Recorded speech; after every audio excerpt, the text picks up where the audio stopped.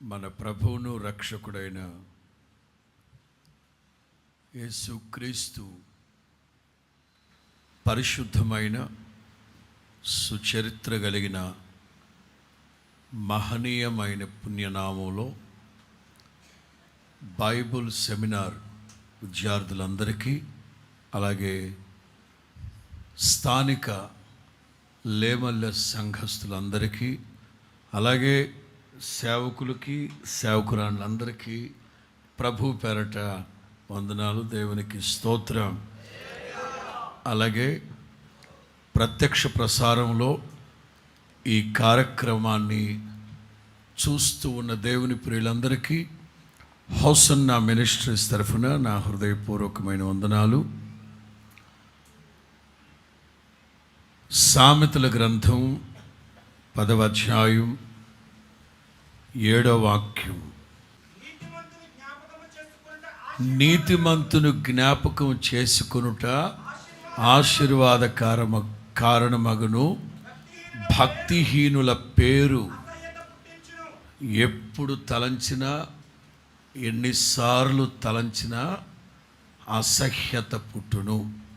వాస్తవంగా సందర్భానుసారంగా కొన్ని మాటల్నే మనం పిన్ పాయింట్గా పికప్ చేసుకొని వాక్యం చెప్తూ ఉంటాం. ఓ పెద్ద వాక్యంలో మనకు అవసరమైన మొక్క మాత్రమే తీసుకొని ప్రసంగం చేస్తూ ఉంటాం. అది ప్రసంగికుల యొక్క అలవాటు. అయితే ఈ సందర్భాన్ని పురస్కరించుకొని మీతో మాట్లాడాలంటే, సరిగ్గా 10 ఏళ్ల క్రితం 2012వ సంవత్సరం ఇదే 8వ తారీఖు రాత్రి 7:30 8 గంటలప్పుడు దైవజనులు లేసన్ గారు మహిమలోకి పిలువబడ్డారు. ఆయనకి ఒక వారం రోజులుగా దేవదూతలు రావడం, గుమ్మం దగ్గర నిల్చోవడం, దేవుడు పిలుస్తున్నాడు తీసుకొని రమ్మని పంపించారు మమ్మల్ని అంటే, మేమందరమే 10 మంది ఉండేవాళ్ళం గదిలో. స్పష్టంగా మాట్లాడుతూ ఉండేవారు. మేము అనుకునేవాళ్ళు ఎవరితో మాట్లాడుతున్నారు అని. తర్వాత కాసేపటికి వాళ్ళు వెళ్ళిపోయిన తర్వాత చెప్పేవాడు, దేవదూతలు వచ్చారా నన్ను తీసుకెళదామని. ఇంకా ఈ కార్యం ఇవేమి నేను సెట్ చేయలేదు కదా, ఈ విషయాలన్నీ మీకు తెలియపరచాలి కదా, అన్నీ చక్కదిద్దాలి కదా, అందుకని నేను రానన్నాను. దట్టు మీరు అందరూ ప్రార్థన చేస్తున్నారు కదా, అందుకనే వాళ్ళు కొంచెం వెనక్కి తగ్గుతున్నారు అని. వారం రోజులుగా ఆయనకి తెలుస్తూ ఉంది వెళ్ళిపోతారు అని. అయితే మాతో చెప్పి పెట్టారు, ఒకవేళ నాది ఆఖరి క్షణము అని అనుకుంటే memorial hall TV memorial hall ఆఖరి శ్వాస పోయేటప్పుడు నన్ను తీసుకొచ్చి అక్కడ పడుకోబెట్టండి అన్న. అది మేరక్కి గుర్తుగా ఉండాలన్న ఉద్దేశంతో మెమోరియల్ హాల్ కట్టారు. ఆఖరి సమయము అని అనుకుంటే నన్ను అక్కడ తీసుకొచ్చి పడుకోబెట్టండి అని.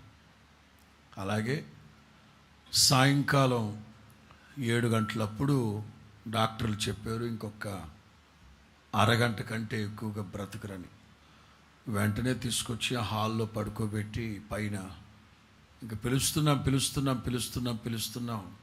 ప్రశాంతంగా అలా కన్ను మూసారు. ఈ 8వ తారీఖు 8వ నెల సాయంకాలం రమారమి 8 గంటలప్పుడు ఓ పావు గంట జీవన్ మరణాల మధ్యలో కాస్త ఇబ్బంది పడ్డారు. ఆ తర్వాత ప్రశాంతంగా ప్రభువునందు నిద్రించి మహిమలోకి చేర్చబడ్డారు.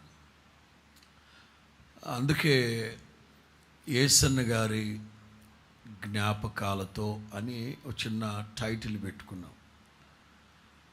యేసన్న గారిని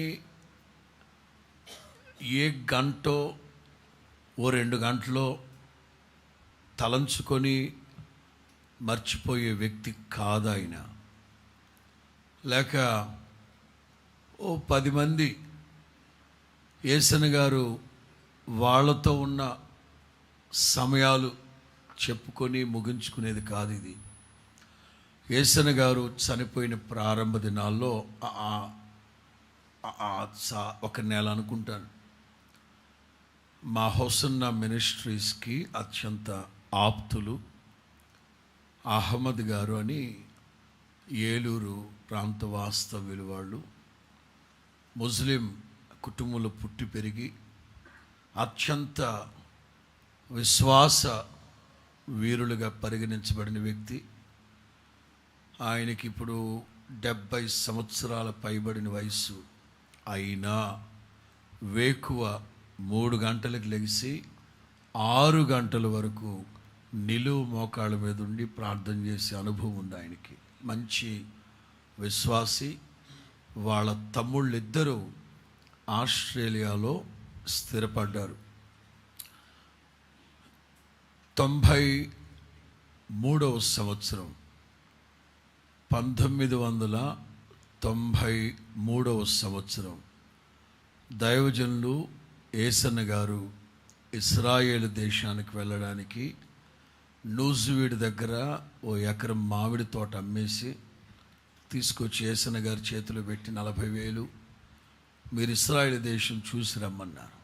యేసన్న గారు అన్నారు, నాకు ఇస్తున్నారంటే మీరే చూసి రావచ్చు కదా అని. ఆయన అన్న మాట, నేను చూసి వస్తే నా కుటుంబానికి నా బంధువులకు మాత్రమే చెప్తాను, మీరు చూసి వస్తే లక్షల మందికి కళ్ళకు కట్టినట్టుగా చెప్తారు, మీరు చూసి రావాలి. ఆ అయ్యగారు నాతో చెప్పిన మాట, యేసన్న గారు చనిపోయినప్పుడు, బాబు యేసన్న గారు నడుస్తూ ఉన్న ఒక నగ్న చరిత్రకి నిలువెత్తిన నిదర్శనం. ఒకప్పుడు రాక్షసి బలులు, గాడ్జిల్లాలు ఉండేవి అని అంటారు, కానీ నమ్మకం లేదు. మరి దొరికిన అస్థిపంజరాలు ఎక్కడివి? మీకు అర్థమవుతుందా? గాడ్జిల్లాలు, రాక్షస బల్లులు ఉండేవి అంటే ఎవ్వరు నమ్మట్లేదు.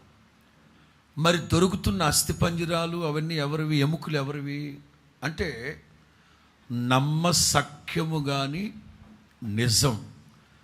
దైవజనులు యేసన్న గారు అనేవారు ఈ అధునాగరికత నవనాగరికత సంతరించుకొని క్రొత్త పోకడలు పొంతలు తొక్కుతున్న ఈ రోజుల్లో అంతటి సౌమ్యుడు, సాత్వికుడు, దీన మనస్సు కలిగిన వాడు, వేల సంఘాల స్థాపకుడు, అలాగే లక్షల ఆత్మల్ని దివారాత్రులు సమయమైన అసమయమైన ప్రయాసపడి ఆత్మల భారమే ధ్యేయంగా ముందుకు వెళ్ళిన సేవకుడు మరొక్కళ్ళు ఉండరు గనక ఆయనను గూర్చి నవతరానికి, యువతరానికి ఎలా మీరు అందిస్తారో నాకైతే తెలియదు, కానీ నీవు మాత్రం బాధ్యత వహించాలి అన్నప్పుడు యేసన్న గారు చనిపోయిన ప్రారంభ దినాల్లోనే కూర్చొని కాస్త ఆయన గురించి ఆలోచించి యేసన్న గారి జీవిత చరిత్ర రాయడం జరిగింది. ఒక విషయాన్ని మీకు చెప్పాలి. ఓ కోణంలో సొంతోడిని అంటే కొడుకుని, రెండో కోణంలో ఆల్మోస్ట్ ప్రస్తుతం మినిస్ట్రీలో ఉన్న వాళ్ళందరిలో ఆల్మోస్ట్ కాదు, వన్ అండ్ ఓన్లీ నేనే అనే చెప్పాలి. ఇక్కడ నీతిమంతుని జ్ఞాపకం చేసుకోవడం ఆశీర్వాదకరం, భక్తిహీనుల పేరు ఎప్పుడు తలంచినా అసహ్యమే. దీని గురించి ఒక చిన్న వివరణ మీకు తెలియపరుస్తాను. ఓ 5 ఏళ్ల క్రితం జర్మన్ వెళ్ళాను నేను. ఉదయాన్నే దిగాను. ఎయిర్పోర్ట్ ఎదురుగా హిల్టన్ హోటల్లో రూమ్ తీసి పెట్టారు పాస్టర్ గారు, కెనడా పాస్టర్ గారు. ఆయన నాతో పాటు ఇంకొక అతను ఉన్నారు. హోటల్ రూమ్లో సూట్ కేసు పెట్టి స్నానం చేసి బ్రేక్ఫాస్ట్కి వచ్చాం. పెద్ద హాల్లో బ్రేక్ఫాస్ట్ రమారమి ఒక 300 మంది బ్రేక్ఫాస్ట్ చేస్తున్నారు అక్కడ. నేను, పాస్టర్ గారు, నాతో ఉన్న వ్యక్తిని కొంచెం ప్రక్కన కూర్చోబెట్టారు. ఆయన మాట్లాడుకుంటూ అప్పుడే స్టార్ట్ చేసాం. నేను బ్రెడ్ ముక్క కట్ చేసుకున్నాను, ఆయనే చేసుకున్నాడు. స్టార్టింగే పాస్టర్ గారు హిట్లర్ వాళ్ళ ఇల్లు ఎక్కడ, హిట్లర్ అనే అన్న, వాళ్ళ ఇల్లు ఎక్కడ, వాకిలు ఎక్కడ అని కూడా అడగలని. పాస్టర్ గారు హిట్లర్ అన్న వెంటనే ఆయన నోట్లో పెట్టుకున్న బ్రెడ్ నోరు తెరిస్తే కింద పడిపోయింది. వెంటనే ఆయన చూశాను. ఆయన్ను చూడటమే కాదు, నా మాట హిట్లర్ అనే మాట అక్కడ ఎంతమందికి అయితే వినబడిందో వాళ్ళందరూ ఒక్కసారిగా నన్ను చూసి చూపుతో చంపేద్దాం వీడిని అన్నట్లుగా చూస్తున్నాను. ఇప్పుడు నేను ఏం బూతు మాట్లాడాను అసలు? హిట్లర్ అన్న అంతే. దొంగని కానీ దుర్మార్గుడని కూడా మాట్లాడాలని, జస్ట్ హిట్లర్ అన్న. ఇక పాస్టర్ గారు కూడా ఆయన నోట్లో బ్రెడ్ కింద పడిపోయింది. చూసి చూపుతోనే సైగ చేసినట్టుగా మాట్లాడారు. ఏమనంటే, ఇంకొక మాట హిట్లర్ గురించి ఎత్తితే ఈ చెంచాలతో చంపేస్తే నేను అన్నట్లుగా చూశాడు ఆయన కూడా. ఇక నేను ఏమీ మాట్లాడలా, మౌనంగా బ్రెడ్ తిన్నా. హడావుడిగా చేతులు కడుక్కొని రూమ్లోకి వెళ్ళిపోతున్నారు. వీళ్ళందరూ ఏ రూమ్లోకి వెళ్తున్నానో కూడా చూస్తున్నారు. ఏమిట్రా, నేనేం పాపం చేశాను రా? ఇంక వెంటనే పాస్టర్ గారు గదిలోకి వెళ్ళిన వెంటనే చేతులు పట్టుకొని, బాబు, జర్మన్లో ఉన్నంత కాలం హిట్లర్ మాట కానీ ఊసు కానీ ఎత్తేవంటే నేనే చంపేస్తాను నేను అన్నాడు. అదేంటి పాస్టర్ గారు, హిట్లర్ హిట్లర్ అంటావు? అదేనండి, మా దేశంలో గాంధీ అట్లో, మీ దేశంలో కూడా అలా కదా అంటే, కాదు, ప్రపంచ పటంలో జర్మనీని ఒక దుర్మార్గమైన దేశముగా చిత్రీకరించిన ఉన్మాదివాడు. ఈ దేశంలో, ఈ జర్మన్లో హిట్లర్ అనే పేరు ఎవరు పెట్టుకోకూడదు. హిట్లర్ లాగా మిస్ కట్ ఎవరు పెట్టుకోకూడదు. హిట్లర్ లాగా ఎవరు క్రాప్ చేసుకోకూడదు. హిట్లర్ హావభావాలు, చెయ్యిలా చాపడం, చెయ్యిలా గుండెల మీద పెట్టడం, ఇట్లాంటివి ఎవరైనా చేస్తే తిన్నగా తీసుకెళ్ళి జైల్లో వేసేస్తారు అని. అంత దుర్మార్గుడు హిట్లర్. అందుచేత ఇక్కడ ఉన్నంత వరకు హిట్లర్ గురించి మాట్లాడతారు. ఏది సొంత దేశంలో. అప్పుడు నాకు అనిపించింది, భక్తిహీనుల పేరు ఎప్పుడు తలంచినా, ఎక్కడ తలంచినా ప్రతి ఒక్కళ్ళకి అసహ్యం పుట్టుద్ది. కానీ నీతిమంతుల్ని ఎప్పుడు తలంచినా, ఎన్నిసార్లు తలంచినా, ఎంతసేపు వాళ్ళ జ్ఞాపకాలు స్మరించుకున్నా అది మనకు ఆశీర్వాదకరమే కానీ ఏమాత్రం హానికరము కాదు. యేసన్న గారు మహిమలోకి వెళ్ళిపోయి 10 సంవత్సరాలు ఆయన లేకపోయినా ఇదిగో ఇవాల్టి వరకు ఈ హోసన్న మినిస్ట్రీస్ అనే సంస్థని, సేవకుల్ని, విశ్వాసుల్ని సాక్షాత్తు పరిశుద్ధాత్ముడే కావలి కాస్తున్నారు అని చెప్పడంలో ఏ సందేహము లేదు. దేవునికి మహిమ కలుగునుగాక. ఇది సందర్భమనే అనుకుంటున్నాను. కేవలం సెమినార్లో ఉన్న విద్యార్థులకి మాత్రమే చెప్పాలనుకున్నాను. రెండోది, ప్రస్తుత క్రైస్తవ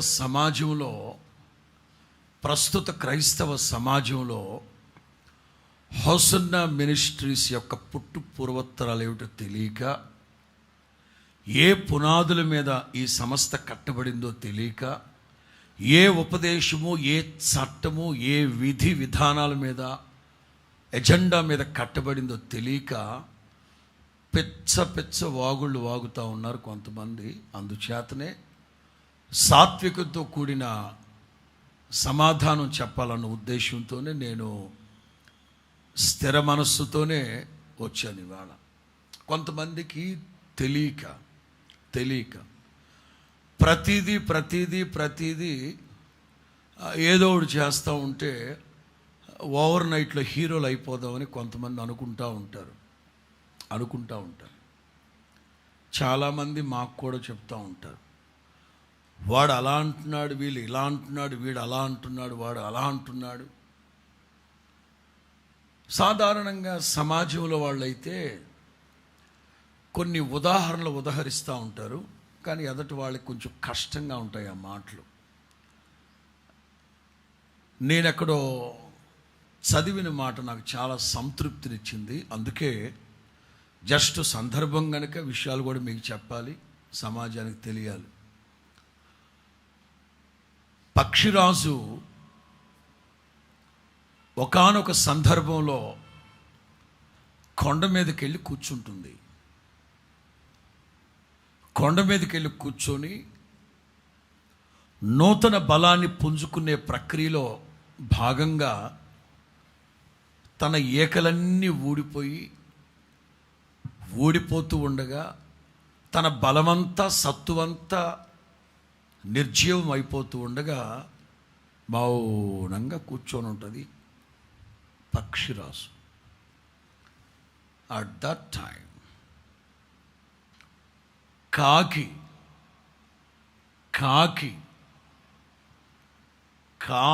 కూడా పక్షిరాజుని బెదిరిస్తుంది, వెక్కిరిస్తుంది. కాకి, పక్షిరాజు ఎంత, కాకి ఎంత. ఈ బుడ్డ పెట్లు ఉంటాయి చూడు, బుడ్డ పెట్లు. ఈ పెట్లు కూడా వాడి పెట్టు మొహం, వాడి పెట్టు వాటం, పెట్లు, చిన్న పెట్లు పక్షిరాజు దగ్గరకు వచ్చి అంటే పక్షిరాజు మౌనంగా ఉంటుంది. ఇంకొన్ని బలిసిన పెట్లు ఏం చేస్తాయి తెలుసా? ఏకంగా పక్షిరాజు మీదకి ఎక్కి తల మీద పొడుస్తూ ఉంటాయి. 2-3 పెట్లు పొడుస్తూ ఉంటాయి. నా దగ్గర ఉంది స్క్రీన్ షాట్. అది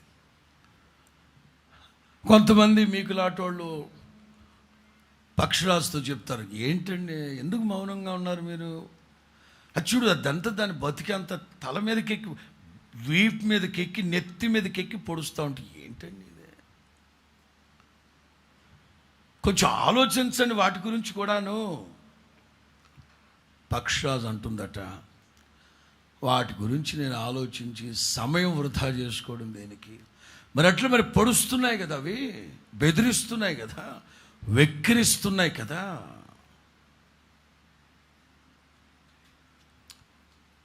కొంచెం సమయం ఓపిక పట్టండి. ఓపిక పడితే నేను మరలా బలం పుంజుకుంటా. ఓకే, బలం పుంజుకొని నిదానంగా ఎగిరి పైకి ఎగురుతూ ఉంటా. ఏ పెట్ట మొహాలైతే, ఏ పెట్ట వాటాలైతే నా తల మీదకి ఎక్కి పొడుస్తూ ఉన్నాయో, కొంచెం ఎత్తులోకి వెళ్ళిన తర్వాత వాటికి ఊపిరాడదు. ఈ కాకులకి, పెట్లకి దెబ్బకి అక్కడి నుంచి డబేలు పడతాయి కింద. నా పాటికి నేను చెప్పదే మందా, నా పాటికి నేను ఉన్నత స్థలముల మీదకి ఎగిరి వెళ్తూ ఉంటాను. కొన్ని పెట్లు పొడుస్తూ ఉంటాయి, కొన్ని కాకులు కూడా. కాకి ఎంత, దాని బతుకెంత, అది కూడా హీరో అయిపోద్ది అప్పుడప్పుడు. కొన్ని విషయాలు మీకు తెలియాలి. యేసన్న గారి గురించి చెప్పాను కదా.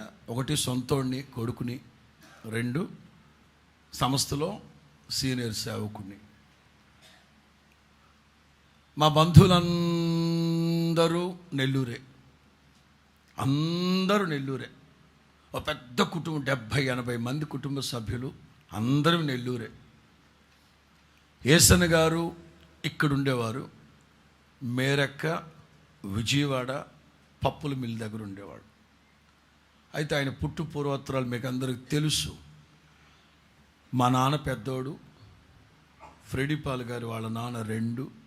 ఆ తర్వాత 2-3 పిల్లలు చనిపోతే వాళ్ళ అమ్మగారు, ఏసన్న గారు వాళ్ళ అమ్మగారు మొక్కుకుంది. మా ఇంటి ప్రక్కనే రోమన్ క్యాథలిక్, మా ఇంటికి కుడివైపున రోమన్ క్యాథలిక్, ఎడం వైపున బాప్టిస్టు. మా తాతోళ్ళేమో విగ్రహారాధికులు. శ్రీహరికోట రాకెట్ కేంద్రం దగ్గర తీపలపూడి అనే చిన్న కుగ్రామం. ఇప్పటికీ ఆ ఊరికి రోడ్డు లేదు, లైట్లు ఉండవట. ఇప్పటికీ తీపలపూడి. అక్కడి నుంచి మా ముత్తాతలు, ఏసన్న గారి వాళ్ళ నాన్నగారి పేరు నరసింహరాజు, వాళ్ళ నాన్నగారి పేరు పోతురాజు, మరి వాళ్ళ నాన్న ఇంకే రాజు. రాజ్యాలు లేవు కానీ రాజులు. అక్కడి నుంచి వలస వచ్చేసారు. పట్టెడు మెతుకులు తిండి గింజలు లేక కేవలం పొట్ట కూటి కోసం తీపలపూడి నుంచి వలస వచ్చేసారు. అందుకే మా ఇంటి పేరు తీపలపూడి. ఎక్కడి నుంచి అయితే వలస వచ్చేసామో ఆ ఊరు పేరే ఇంటి పేరైంది. ఏసన్న గారి వాళ్ళ తాత పోతురాజు వాళ్ళందరూ ఏం చేసేవారంటే, ఈ తారు రోడ్లు వేసిన తర్వాత డ్రమ్ములు ఉంటాయి కదా, ఇనప డ్రమ్ములు, రేకు డ్రమ్ములు, అవి కొని రేకు చాట్లు, ట్రంక్ పెట్లు తయారు చేసి అమ్ముకునేవాడు. కసి, మా తాత ముత్తాతలకు ఎంత కసి అంటే, పట్టెడు మెతుకుల కోసం నెల్లూరు వచ్చాం గనక ఎలాగైనా సరే సొంత రైస్ మిల్ ఉండాలి, అని అంత కసి. ఆ తర్వాత ఏసన్న గారి వాళ్ళ తాత పోతురాజు కాస్త సంపాదించారు. ఆ తర్వాత ఏసన్న గారి వాళ్ళ నాన్నకి చిన్న వయసు ఉన్నప్పుడు ఒకే కొడుకు నరసింహరాజు. ఏసన్న గారి వాళ్ళ నాన్నగారి పేరు నరసింహరాజు, ఒకే కొడుకు. వాళ్ళ నాన్న పోతురాజు బాగా ఎర్రగా బుర్రగా ఉంటే ఒక దొరసాని తీసుకెళ్ళిపోయింది మా ముత్తాతని. మలేషియా దగ్గర పెనాంగ్ అనే ప్రాంతానికి దొరసాని తీసుకెళ్ళిపోయింది. అప్పుడు మా తాత దొరసానితో వెళ్ళిపోతూ ఏసన్న గారి వాళ్ళ నాన్నని ఎవరికో అప్పచెప్పి, వీడిని జాగ్రత్తగా పెంచండి, నేను పెనాంగ్ వెళ్ళిపోతున్నానని చెప్పి వెళ్ళిపోయారు. ఒక్కగానొక్క కొడుకుని దొరసాని మాయలో పడి ఆయన వదిలిపెట్టి వెళ్ళిపోయారు. ఆ తర్వాత మా తాత నరసింహరాజు కష్టపడి మా నాన్నమ్మని కమలమ్మ, ఈవిడేమో రోమన్ క్యాథలిక్ ఆవిడ, ఆయనేమో హిందూ. ఆ తర్వాత ఏసన్న గారు పుట్టడం, ఏసన్న గారికి ఆ సామ్లోర్ దగ్గరకు తీసుకెళ్తే ఆయన ఏసన్న అని పేరు పెట్టారు. ఏసన్న గారు అప్పుడప్పుడు అంటూ ఉంటారు, ఏసన్న అని పెట్టాడు కనుక ఏసై సేవ చేశాను, మరి అన్న అని పెట్టుంటే మరియమ్మ సేవ చేసేవాడినేమో అంటుంటారు. ఆ తర్వాత 4 చెల్లెళ్ళు, మొత్తం 9. మా ఇంట్లో అందరూ అన్యజనుల్లో నుంచి వచ్చారు కనుక మా కులదైవం రంగనాయకులు. నెల్లూరు పెన్నా నది తీరాన రంగనాయకుల దేవాలయం ఉంటుంది. అక్కడ ఆ భజనలు చేసుకునేవారట ఆ రోజుల్లో. అది మా కులదైవం రంగనాయకులు. అందులోంచి వచ్చారు కనుక మా నాన్నగారు వాళ్ళు 5 అన్నదమ్ముళ్ళు, వాళ్ళని 5 అన్నదమ్ముల్ని పాండవులతో పోల్చేవారు. మా నాన్న ధర్మరాజు. అట్లా నెల్లూరులో ఒక సొంత రైస్ మిల్లు, అలాగే కొంచెం పొలాలు, నిమ్మ తోటలు అవన్నీ సంపాదించుకున్నారు. అయ్యగారు చెప్తా ఉండారు, పెద్ద కోటేశ్వరులం కాకపోయినా నెల్లూరు నడిబొడ్లో రైల్వే స్టేషన్ నుంచి బయలుదేరితే ఐ థింక్ 10 నిమిషాలు నడుచుకుంటూ మా ఇంటికి వెళ్ళిపోవచ్చు. అంత నెల్లూరు నడిబొడ్లో మంచి ఇల్లు అవన్నీ ఉన్నాయి. అయితే యేసన్న గారికి 10 సంవత్సరాల వయసు వచ్చాక దురాత్మ అది అందులో నుంచి వచ్చారు కనుక ప్రతిదీ వాళ్ళు దానితో పోల్చి మాట్లాడడం వాళ్ళకి అలవాటు అయిపోయింది. యేసన్న గారికి వయస్సుకు మించిన ఆలోచనలు, వయస్సుకు మించిన పనులు, ఇట్లాంటి దరిద్ర పనులు చేస్తూ 10 సంవత్సరాల వయసు నుంచి 17 సంవత్సరాల వయసు వరకు రమారమి 7 సంవత్సరాలు పెద్ద చిన్న గురువు దైవం లేకుండా ఇల్లు వాకిలు వదిలిపెట్టేసి, తల్లిదండ్రులను వదిలిపెట్టేసి విచ్చలివిడిగా నెల్లూరు నడి బజార్లో తిరగడం. దట్టు అట్లా ఆలన పాలన లేనందువలన భయంకరమైన జబ్బులు, బ్లడ్ వామిట్ చేయడం, రక్తం గక్కుతూ తిరుగుతూ ఉంటే చూసిన బంధువులు అందరూ అంటూ ఉండేవాళ్ళు, వీళ్ళ తాత పోతురాజు, నరసింహరాజు వాళ్ళందరూ పండగలు, పబ్బాలు, తిరణాళ్ళు, జాగారాలు జరిగినప్పుడు అక్కడ మేకపోతుల గొంతు కొరికి పచ్చి రక్తాన్ని తాగేసేవాళ్ళు. వాళ్ళు తాగిన రక్తం వీడు గక్కుతున్నాడు ఇప్పుడని అట్లా మాట్లాడేవారట. చూసిన వాళ్ళందరూ వీడి కర్మ ఆయన అంటూ ఉండేవారు సాక్ష్యం చెప్పేటప్పుడు. మా బంధువులందరూ వాడి కర్మ అన్నారు. కానీ కర్మకాండలో నుంచి మనిషిని విడిపించగలిగిన కరుణామయుడైన యేసు క్రీస్తుని గురించి నాకు చెప్పలేదు అని అంటూ ఉండేవారు. ఆ తర్వాత నేను ఇయర్ వైజ్గా చెప్తా వస్తాను మీకు, నాకు గుర్తున్నవన్నీ 1964 ఫిబ్రవరి 15వ తేదీ శనివారం రాత్రి, 1964 ఫిబ్రవరి 15th సాటర్డే ఈవినింగ్ 9 o'clock ఒక ఇంట్లో కుటుంబ ప్రార్థన జరుగుతుంటే ఆ మాసిన బట్టల మీదే, ఆ రక్తపు సారల మీదే, ఆ మట్టి సారల మీదే ఆయనకి ఎందుకు మరి సంగీతం అంటే చిన్నప్పటి నుంచి ఇష్టం. ఎందుకంటే వాళ్ళ తాత ముత్తాతలు భజనలు చేసేవాళ్ళు కదా, అది ఉంది ఆయనకి. పాటలు పాడుతూ ఉంటే చలికి సర్దిగిల్లు ఆలకిస్తూ ఉన్నాడు అక్కడ. వాళ్ళు కుటుంబ ప్రార్థన చేసేవాళ్ళు పాట అయిపోయిన తర్వాత కళ్ళు తెరిచి చూసి చూస్తే బాబా ఈడెవడరా చెప్పులు దొబ్బేసేవాడు వచ్చినట్టున్నాడు అని చెప్పి హడావుడిగా ప్రార్థన, నా ప్రాణమ యెహోవాను సన్నుతించమని చెప్పేసి చాపలాగేశారు. ఆ రాత్రి వాళ్ళ ఇంటి దగ్గర నుంచి అలా చీకట్లో నడుచుకుంటూ వెళుతుంటే, యెహోవాయే మనకు వెలుగు, ఆయన మనకు కేడుమునై ఉన్నాడు.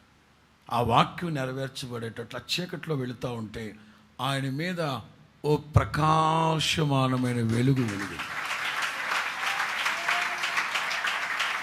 ఎప్పుడైతే ఆ ప్రకాశమానమైన వెలుగు ఆయన మీద ప్రకాశించిందో, దెబ్బకి ఈ స్థిమితం లేని మనస్సు 7 సంవత్సరాలుగా పరిపరి విధాలుగా పరిగెత్తిన ఆ మనస్సు, ఆ ఆలోచనలన్నీ ఒక్కసారిగా సరిచేయబడి, మా ఇల్లు ఎక్కడ, అమ్మ నాన్న ఎక్కడ, నా తోబుట్టువులు ఎక్కడ, మా అన్నదమ్ముళ్ళు ఎక్కడ ఆలోచన వచ్చి మధ్యరాత్రికి వెతుక్కుంటూ ఇంటికి వచ్చి పడుకొని ఉదయాన్నే బావి దగ్గరికి వెళ్ళి స్నానం చేసుకుంటుంటే ఇంట్లో వాళ్ళందరూ అవాక్కై చూస్తున్నారట. ఈ పిచ్చుకొక్క ఇంటికి వచ్చింది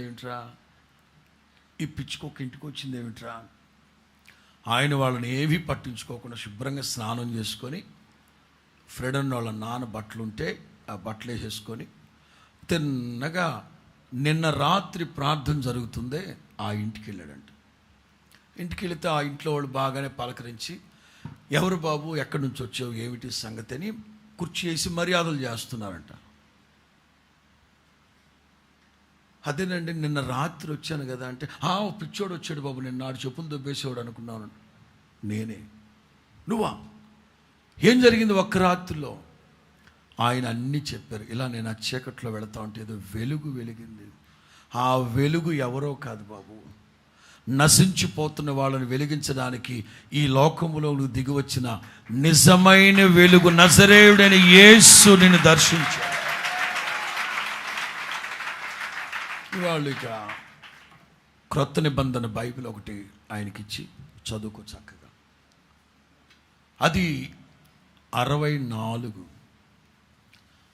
1964 నుంచి 68 వరకు ఒక మంచి విశ్వాసిగా, మంచి యవనస్తుడిగా, సేవకులకి సహకారిగా భక్తి జీవితాన్ని కాపాడుకుంటూ రాత్రి మగళ్ళు దేవుని మందిరంలో పరిచర్య చేస్తున్నప్పుడు ప్రభు ఆయన సేవకు పిలవడం. సేవకు వెళతానంటే వాళ్ళ నాన్నగారు ససేమిరా అంగీకరించలేదు. ఏదో ఇప్పుడిప్పుడే బాగుపడ్డావు, ఆ రైస్ మిల్ అదేదో చూసుకుంటావేమో అనుకుంటే ఇదేమిట్రా. వాళ్ళ అమ్మగారు ఓ ప్రక్కన, ఇప్పుడిప్పుడే బాగుపడ్డావు, ఒంటూపిరోడివి, నువ్వు సేవకు వెళుతున్నావు, ఎలా బ్రతుకుతావో, అందరూ ఎన్నో మాటలు. 1968 ఆగస్టు 1 వారం 1968 ఆగస్టు 8వ నెల 1 వారంలో దేవుని ఇంట్లో అడుగుపెట్టాడు.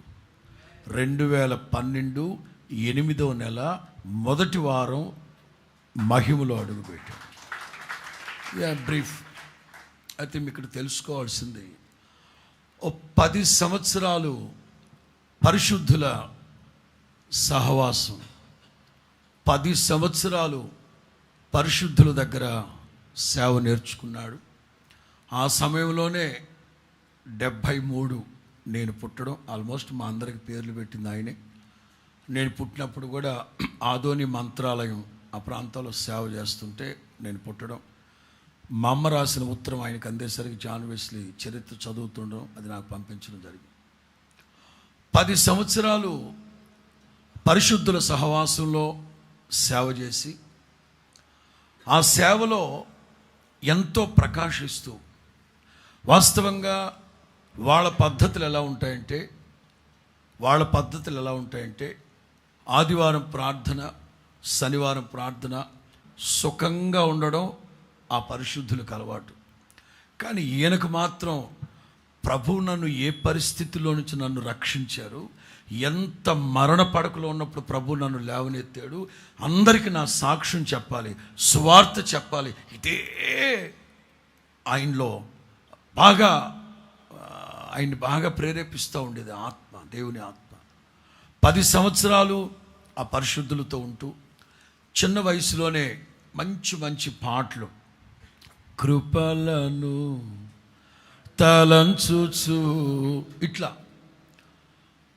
నూతన యెరూషలేం దిగి వచ్చుచు, అది ఇట్లాంటివన్నీ అద్భుతమైన పాటలు. ఇవన్నీ పాటలు రాస్తూ, చిన్న వయసులోనే పాటలు రాస్తూ, రాత్రి మగడు సేవ సేవ సేవ. రాయలసీమ ప్రాంతాల్లో కర్ణాటక సెటిలర్స్, ఆ టైంలోనే వీళ్ళన్న పరిచయం అయింది. ఒబజ్జా గారు రాయలసీమ, గంగావతి, భద్రావతి, దావణగిరి ఆ ప్రాంతాల్లో ఆంధ్ర సెటిలర్స్ ఉంటే అక్కడికి వెళ్ళి సేవ చేసేవారు ఆయన. అది కొంతమందికి నచ్చక వాళ్ళ పెద్దవాళ్ళకి చెప్పడం, వాళ్ళ పెద్దవాళ్ళు పిలిచి మన పద్ధతులు అవి కాదురా, ఇది అది అని చెప్పడం. ఏనేమో లేదండి, దేవుని ఆత్మ నన్ను బలవంతం చేస్తుంది, సువార్త చెప్పని, సాక్ష్యం చెప్పని, ఇట్లా జస్ట్ కన్ఫ్యూషన్. అప్పుడు వాళ్ళ నాయకులు, 3 నాయకులు 77వ సంవత్సరంలో ఆయన పిలిచి క్లియర్గా వాళ్ళు చెప్పిన మాట, ప్రభు నిన్ను పిలిచిన పిలుపు, దర్శనం, ఏర్పాటు ప్రత్యేకంగా ఉంది. అందుచేత ప్రార్థన చేసి పంపిస్తాం. నువ్వు ఒంటరి వాడివే కావచ్చు, వారిలో ఒంటరి అయినవాడు 1000 మంది అవుతారు. ఎన్నిక లేనివాడు బలమైన జనం అవుతారు. సాక్షాత్తు నీ పట్ల దేవుడే త్వరపడి ఈ కార్యాన్ని జరిగిస్తారు అని 3 నాయకులు ఆయన తల మీద చేతులు పెట్టి ప్రార్థన చేసి పంపించారు. వెళ్ళేటప్పుడు ఏసన్న గారు అడిగారట, ఛార్జీలకి డబ్బులు కావాలండి అని. 10 సంవత్సరాలు ఆ సంస్థలో సేవ చేశాడు. చాలా కష్టతరమైన సేవ, కానీ సంతోషంగా ప్రభువు నన్ను నడిపించే మార్గాలు, ఆయన వెళ్ళిన 2 ఏళ్లకే యేసన్న గారి చెల్లి మేరక్క కూడా ఆ సంస్థకి సేవకు వెళ్ళడం జరిగింది. ఆ తర్వాత 10 సంవత్సరాల తర్వాత పాస్టర్లు ప్రార్థన చేసి పంపిస్తే, మరి నాకు ఛార్జీలకు డబ్బులు కావాలంటే ప్రార్థన చేసి 10 రూపాయలు ఇచ్చారట. పెద్దయ్య గారు ఎప్పుడు మాతో అంటూ ఉండేవారు, ఆ సంస్థలో 10 సంవత్సరాలు సేవ చేశానురా, సంవత్సరానికి రూపాయి చొప్పున నాకు కూలీ ఇచ్చి పంపించారు వాళ్ళని. వెళ్ళిపోతూ ఉంటే ఇలాంటి పెద్ద సిస్టర్ ఒక ఆవిడ, తమ్ముడా యేసన్న గారిని అందరూ యేసు అంటారు, యేసన్న గారి ఆత్మీయ తండ్రి అని చెప్పాలి, దేవరాజు గారు. ఆయన ఎంత ముద్దుగా పిలుస్తారో యేసన్న గారు, యేసు యేసు అంటుంటారు. ఆ పెద్దక్క, యేసు ఎక్కడికి వెళుతున్నావు? అక్క, పెద్దయ్య గారు ఇట్లా ప్రార్థన చేసి వెళ్ళమన్నారంటే వెంటనే ఆవిడ కూడా మోకరింపు చేసి ప్రార్థన చేసి ఆత్మలో నింపబడి ఒక ప్రవచనం చెప్పిందట. దావీదుకు చూపిన శాశ్వతమైన కృప నేను నీకు చూపెడతాను. అందుకే మా హోసన్నా మినిస్ట్రీస్ పాటల్లో సాధ్యమైనంత వరకు కృప అనే మాట లేకుండా పాట ఉండదు. జస్ట్ 1 2 అటు ఇటు ఉంటాయి. మొదటి క్యాసెట్ 91వ సంవత్సరం కృపామయుడ క్యాసెట్లో ఆయన ప్రార్థన ఉంటుంది.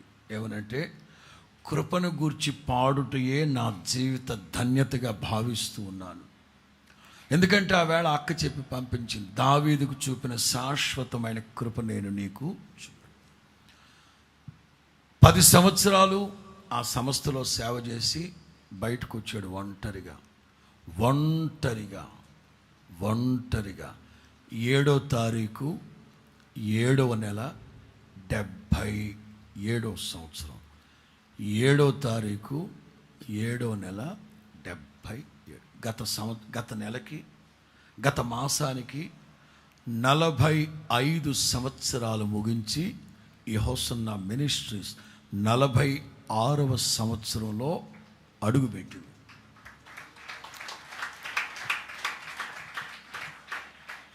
క్రైస్తవ సమాజానికి నేను చెప్తున్న మాట ఏమిటంటే, ఇవాళ ఈ హోసన్నా మినిస్ట్రీస్ ఎంత వైభవంగా ఉందంటే, ఇవాళ హోసన్నా మినిస్ట్రీస్లో రమారమి 1500 సంఘాలకు పైగా, కొన్ని చోట్ల పొలాలు ఇచ్చున్నారు, స్థలాలు ఇచ్చున్నారు, డబ్బు ఇచ్చున్నారు మందిరాలు కట్టమని. తగినంత మంది సేవకులు లేక కట్టట్లేక చేయలేక రమారమి 1500 సంఘాలు అండ్ 4000 మందికి పైగా సేవకులు, 12 లక్షల మంది విశ్వాసులతో ఇవాళ మహావైభవంగా మహాదశలో ఈ సంస్థ కొనసాగుతూ ఉందంటే, దీని వెనక 45 సంవత్సరాల కఠోరమైన శ్రమ, కన్నీళ్ళు, నిద్రలేని రాత్రులు, ఆకలి దప్పులు, నిందలు, అవమానాలు. పొట్ట కూటి కోసం సేవకు వచ్చినోడు చేతిలో మొబైల్ ఉందని చెప్పి యూట్యూబ్ పెట్టి పిచ్చవాగుళ్ళు వాగే వాళ్ళకి నేను చెప్పేది ఏమిటంటే, ఓవర్ నైట్లో వచ్చిన సంస్థ కాదు ఇది. ఈ వైభవం వెనక 45 సంవత్సరాల కష్టం, వేల మంది శ్రమ ఉంది, లక్షల మంది ప్రార్థన ఉంది. ఇవాళ హెడ్ క్వార్టర్లో 70,000 మంది ఆరాధనకు వస్తున్నారంటే, అదే గుంటూరులో మేము ప్రారంభించింది ఎట్లా ప్రారంభించాం?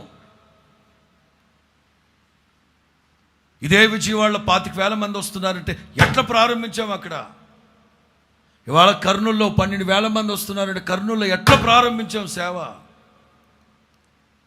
పిచ్చ వెధవులు తెలియక పిచ్చవాగుళ్ళు వాగుతున్నారు. ఈ వైభవం వెనక వేల మంది సేవకుల యొక్క కన్నీరు, శ్రమ, నిందలు, దూషణలు, అవమానాలు ఉన్నాయి. టైంపాస్కి వీడియోలు చేసుకునే చెత్త వెధవులకు ఏం తెలుస్తున్నాయి? ఇవన్నీ తెలియాలి కనుక మీకు తెలియాలి, సెమినార్ పిల్లలకి తెలియాలి.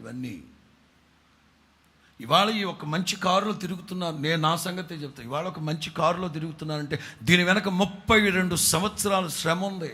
32 సంవత్సరాల శ్రమ. నరసరావుపేటలో ఆల్ నైట్ ప్రేయర్ ముగించుకొని 24వ తారీఖు మేదరమెట్లో, 25వ తారీఖు నరసరావుపేటలో ఆల్ నైట్ ప్రేయర్ ముగించి, నేను ఫ్రెడన్న, ఏసన్న గారు తబలా వాయించేవాడు, రమేష్, మేమందరం లారీ ఎక్కితే ఉదయాన్నే ఆ బ్యాప్టిస్ట్ ఆ చర్చ్ ఎదురుగా బస్టాండ్ దగ్గర లారీ ఎక్కితే ఆయనకి మా మీద ఎంత కన్సర్న్, సేవకుల పిల్లల మీద. ఒరే రాత్రి అంతా మెలకుతూ ఉన్నారు, లారీ మీదకి ఎక్కాం, జారిపోతాం. అందుకని ఆ లారీకి మోకులు కట్టుంటారు కదా పైన, ఒక మోక్ కింద ఒక కాలు, ఇంకొక మోక్ కింద ఒక కాలు, ఒక చెయ్యి ఒక మోక్ కింద పెట్టి, డబ్బులు లేక నరసరావుపేట నుంచి కర్నూలుకి లారీ మీద ఎక్కి ఉదయం 7 గంటలకు ఎక్కితే సాయంత్రం 6ంటికి దిగితే ఎర్ర టెండ్లో బస్సుల్లో వెళ్ళే గతి లేక ఇవాళ ఒక మంచి కారులో తిరుగుతున్నాం అంటే దీని వెనక ఎంత ఉంది కష్టం.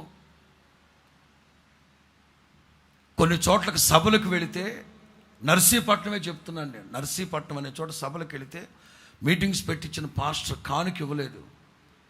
పాటల పుస్తకాలు అమ్ముకొని ఉంటే ఉదయాన్నే రైల్వే స్టేషన్కి, నర్సీపట్నం అడ్డ రోడ్ రైల్వే స్టేషన్కి వచ్చి పాటల పుస్తకాలు అమ్మిన డబ్బులతో ఛార్జీలు పెట్టుకొని గుంటూరు వచ్చారు సింహాద్రిలో. ఒక్కరోజు కాదు, సరదా కోసం చెప్పట్లే ఈ మాటలు, చెప్తున్నాను కదా, దీని పునాదుల్లోనే ఉన్నాను. ఏసన్న గారు 37 సంవత్సరాలు సంస్థను కట్టి మహిమలోకి వెళ్ళాడు. నేను 32 సంవత్సరాలుగా ఆయనతో ఉన్నప్పటి నుంచి కడుతున్నా. ఇంకొక 30 ఏళ్ళు కడతా దీన్ని. దీని వైభవం వెనక చాలా ఉన్నాయి, ఎన్ని కష్టాలు పడి ఉంటాం. ఒంటరిగా 77 ఇక్కడికి వచ్చాడు, ఒంటరిగా వచ్చాడు. నెలల తరబడి జనం ఎవ్వరు నమ్మట్లా, వీడెవడో కుర్రోడు ఎర్రగా బుర్రగా ఉన్నాడు, ఎక్కడ ఏదో పని చేసి వచ్చాడు, ఏం చేసి వచ్చాడు, ఎవడు వీడు ఇక్కడ. ఆ టైంలో మా అమ్మ, సరే మీరు ఆ పుస్తకాలు చదివి ఉంటారు, దగ్గరుండి ఆయనకి రోజుల తరబడి ఇక్కడే కూర్చొని వంట చేసి పెట్టి, ఆ తర్వాత ఇది కూడా గుర్తుపెట్టుకోవాలి, ఏసన్న గారు ఒంటరిగా సేవ చేద్దామని వచ్చారు. ఏసన్న గారితో ప్రారంభ దినాల్లో కలిసి సేవ చేసింది ఒబద్యా గారు, పెళ్ళయింది కదమ్మా. డేవిడ్ రాజు గారు పెళ్ళైనోడేగా, జాషువా పెళ్ళైనోడేగా, దేవదాస్ గారు, కృపాదానం గారు, నెల్లూరు ఆనంద్ గారు, నెహమ్యా గారు, వీళ్ళందరూ పెళ్ళైన వాళ్ళేగా. ఒక్కొక్కడికి తెలవక హోసన్న వాళ్ళు వివాహాన్ని నిషేధిస్తున్నారు. ఎవడరా నిషేధించింది? అసలు సేవ ప్రారంభించింది వాళ్ళతో ఏసన్న గారు. ఎవరి దర్శనం వాళ్ళది, ఎవరి అనుగ్రహం వాళ్ళది. ఏసన్న గారికి అయితే నా దేవుని అనుగ్రహం ఉంది కనుక, నా దేవుని కొరకు నపుంసకుడుగా దేవుని అనుగ్రహం పొందినవాడు కనుక అలా ఉండిపోయాడు. తెలియక మీరు ఏ స్థితిలో పిలువబడితే ఆ స్థితిలో దేవునికి నమ్మకంగా పరిచయం చేయమని ఈ వాక్యం తెలియట్లేదా? మీరు పెళ్ళి కాకుండా ఉంటే పిలువబడ్డారా? వివాహం కోరద్దని కొరింథీ పత్రికలో చెప్పలేదా? ఇవి తెలియదు కొంతమందికి. ఒంటరిగా వచ్చాడు. ఆ తర్వాత ప్రేమక్క, రమారమి 25 ఏళ్ళు ఇక్కడ, సంఘం ఇక్కడ, రూతక్క, వీళ్ళు రాకమునుపు చాలా ఇబ్బందులు పడ్డారు, చాలా కష్టాలు పడ్డారు. ఆయన చాలా ఇబ్బందులు పడ్డారు. ఇంకన్నీ మనం చాలా చెప్పాను కదా, ఒక్కరోజుతో అయిపోయేది కాదు. ఓ నెల రోజుల పాటు చెప్పుకుంటూ వెళ్ళినా ఏదో ఒక పాయింట్ చెప్పుకున్నట్టు ఆయన. అంత దయనీయమైన, అదే అందరూ సేవ ప్రారంభించేటప్పుడు 10 మందితోనే ప్రారంభిస్తారు. ఇవాళ 1000 మంది, లక్షల మంది వస్తున్నారంటే 10 మందితో ప్రారంభించిన సేవలే, ఒక్కొక్కరితో సేవ ప్రారంభించిన సేవలే. సైమన్ గారు రాజమండ్రిలో సేవ ప్రారంభించింది మీ 3 కుటుంబాలతోనేగా, అంతేగా? మరి రాజమండ్రిలో ఇవాళ 1000 మంది వస్తున్నారంటే ఆ 3 కుటుంబాలతోనే ప్రారంభించింది సేవ. 1000 మంది వస్తున్నారు, లక్షల మంది ఇక్కడ ఒత్తుకే వస్తారండి జనం. తెలియని మాటలు, తెలియని వ్యవహారాలు ఒక్కొక్కడు. ఈ ప్రాంతానికి దేవుని నిర్ణయం చొప్పున ఆయన పిలువబడ్డం. ఇక్కడే రాత్రింబగళ్ళు ప్రార్థన చేసుకుంటూ ఒంటరిగా అంత అన్నం వండుకునేవారట. తిందామనుకునేసరికి అవన్నీ పాత రోజులు, 10 సంవత్సరాలు పరిశుద్ధులతో ఉన్నాడు కనుక ఆ వైభవం గుర్తొచ్చి, కానీ ఇది నన్ను ప్రభువు నడిపించే మార్గం. ఇంటికి వెళితే సుఖంగా ఉండొచ్చు, రైస్ మిల్లు ఉన్నాయి, అన్నీ చాలా ఉన్నాయి, కానీ వద్దు. నాగటి మీద చేయి పెట్టాను, చావో రేవో సేవలోనే. ఇలా ఎన్నో దూషణలు, అవమానాలు. తాటాకు పాకుంటే తుఫాను కొట్టుకెళ్ళిపోతే అందరికీ తాటాకులు 10 కేజీలు బియ్యం ఇస్తున్నారు, పప్పు ఉప్పులు ఇస్తున్నారంటే ఉదయం నుంచి సాయంకాలం వరకు అక్కడికి వెళ్ళి నుంచుంటే వాళ్ళు అన్నారట, సాయంత్రం చీకటి పడేటప్పుడు అన్నారంట, చర్చిలో వాళ్ళకి ఇవ్వంగా వెళ్ళు. ఉసూరు వంటి తిరిగి వచ్చేసాడు ఇక్కడికి. అట్లా ఇక్కడ ఒంటరిగా చేతిలో పైసలు లేకపోయినా ప్రభువు నడిపించే మార్గం ఎక్కువగా ప్రార్థనలో ఉంటూ, ఎక్కువగా ప్రభువుతో గడుపుతూ, కాలినడకన ఈ చుట్టుపక్కల గ్రామాలు తిరుగుతూ, ఆ రోజుల్లో ప్రభు వారికి ఇచ్చిన దర్శనాన్ని బట్టి సంపూర్ణ రాత్రి ప్రార్థనలు పెట్టడం, అద్భుతాలు జరగడం, అగ్రకులస్తులు ప్రభువుని నమ్ముకోవడం, ఈ ప్రాంతాలన్నీ వాక్యముతో పట్టుకున్నారు. ఆయన వాక్యంతో పట్టుకున్నారు. చాలామంది అడుగుతూ ఉంటారు, బైబిల్ సెమినార్ చేసావా? యేసన్న గారు చదువు లేనోడు, ఆడు చదువు లేనోడు, ఈడు చదువు లేనోడు, ఆ బైబిల్ ట్రైనింగ్, ఆ థియాలజీ, ఈ ఫిలాసఫీ ఏం చదివారు? నాదైన శైలిలో నేను ఒకటే మాట చెప్తా, యేసన్న గారికి థియాలజీ తెలీదు, ఫిలాసఫీ తెలీదు, ఏమీ తెలీదు. నీలాలజీ తెలుసు. నీలాలజీ అంటే ఏంటో తెలుసా? మోకాళ్ళ శాస్త్రం. నీల్ అంటే మోకాళ్ళు, నీలాలజీ అంటే మోకాళ్ళ శాస్త్రం తెలుసు యేసన్న గారికి. ప్రభు దగ్గర మోకరించడం మాత్రమే తెలుసు ఆయనకి. ప్రభు దగ్గర మోకరించడం మాత్రమే తెలుసు. అలాంటి పరిచర్య 77లో ఒంటరిగా ప్రారంభించబడిన ఈ పరిచర్య ఆయనతో ఉందామని వచ్చి ఆయనకే కీడు చేస్తూ చాలా సమస్యలు తీసుకొచ్చి పెట్టారు. ఆ రోజుల్లో రాసుకున్న పాటే అది, ప్రాణమిత్రులే శత్రువులై ప్రాకారాలు కూల్చి నన్ను బజారు పాలు చేస్తారు. అట్లా ఒక్కొక్క అనుభవం. తినడానికి ఉన్నా లేకపోయినా, ఉండడానికి ఉన్నా లేకపోయినా. ఎందుకంటే మా చిన్నాన్న కనుక చిన్నప్పటి నుండి వేసవి సెలవుల్లో మే నెల మొదటి రోజున మేమందరం వచ్చేవాళ్ళం, మా అక్కోళ్ళు, మా అన్నోళ్ళు, మేమందరం 1వ తేదీ నుంచి రమారమి 20వ తేదీ వరకు, రమారమి 1 నెల రోజులు ఉండేవాళ్ళం ఇక్కడ. ఇక యేసన్న గారు మమ్మల్ని అందరినీ తీసుకుని విజయవాడకు తీసుకెళ్ళి అక్కడ మేరెక్కు ఉండేవాళ్ళు, పూర్ణానందపేటలో. ఇంకా ఆవిడ టీపీఎంలో ఉండేవారు కనుక ఒక్కరోజు ఆవిడని పలకరించేసి ఆవిడ మాకేదో కొని పెడితే అక్కడ ట్రైన్ ఎక్కి నెల్లూరు వెళ్ళిపోయేవాళ్ళు. చిన్నప్పటి నుంచి ఇక్కడ ఏం జరిగిందో అన్నీ తెలుసు. అగైన్ నేను 90లో సేవకు రావడం, అదే మలుపు, అద్భుతం. 1990 మే నెల 9వ తారీఖు నాకు ఫ్రెండ్ అని చెప్పారు.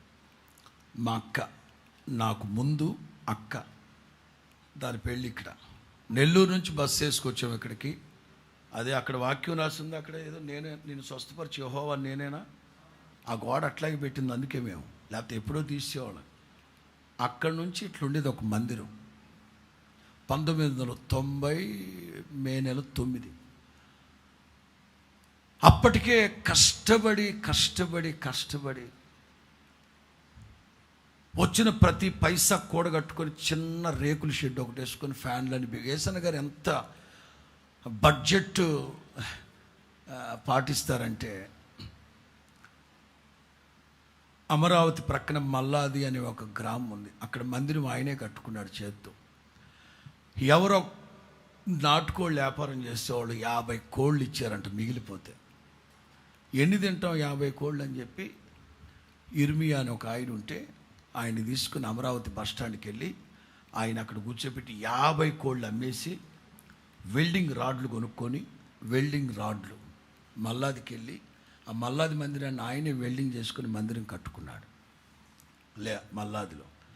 అట్లా చాలా చాలా చాలా చాలా, ఎందుకంటే ఉన్నత స్థితిలో నుంచే సేవకు వచ్చాడు, కానీ ప్రతి పైసా విలువ తెలిసినోడు ఆయన, ప్రతి పైసాకి విలువ తెలిసినోడు. ఆ రోజున రాత్రి మందిరం అంతా కుప్ప కూలిపోయింది. ఆ గేటుకి అటువైపున మూల మీద ప్రార్థనా గుహ ఉండేది, 10 by 10. మా తాత ఉండేవారు, పైన తాటాకుపాకలో మా తాత ఉండేవారు. మా తాత అదే కొన్ని ఆశ్చర్యంగా అనిపిస్తూ ఉంటాయి. అప్పటి వరకు యేసన్న గారి పరిచర్య ఒక ఎత్తు.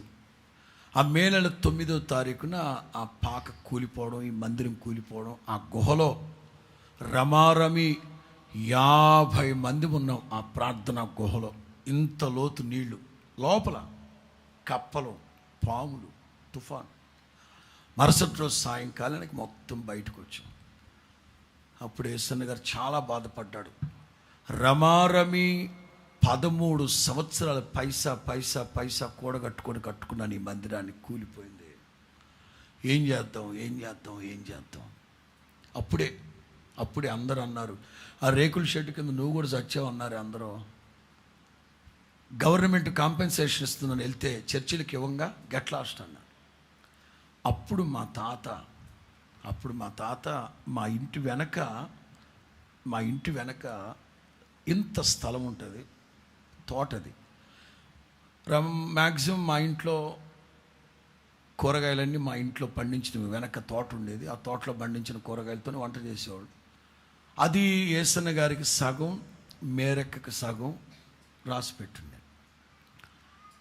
ఈ మందిరం అంతా కుప్ప కూలిపోయి నిలవ నీళ్ళు లేకుండా ఉంటే అప్పుడు మా తాత ఆ ఫ్లాట్ అంతటిని అమ్మేసి సగం డబ్బులు విజయవాడకు తీసుకెళ్ళి అక్కడున్న అరుల్ దాస్ పాస్టర్ గారి చేతిలో పెట్టి, మా అమ్మాయి మేరీకి సంబంధించిన వాటా డబ్బులండి ఆ సంస్థకి ఇచ్చేశారు. మిగిలిన డబ్బులతో యేసన్న గారు వాళ్ళ నాన్న ఇచ్చిన డబ్బులు తీసుకొచ్చి ఇక్కడ పునాది వేశారు. ఎప్పుడైతే యేసన్న గారు వాళ్ళ నాన్నగారు ఇచ్చిన పైసలతో పునాది వేసాడో ఇక్కడున్న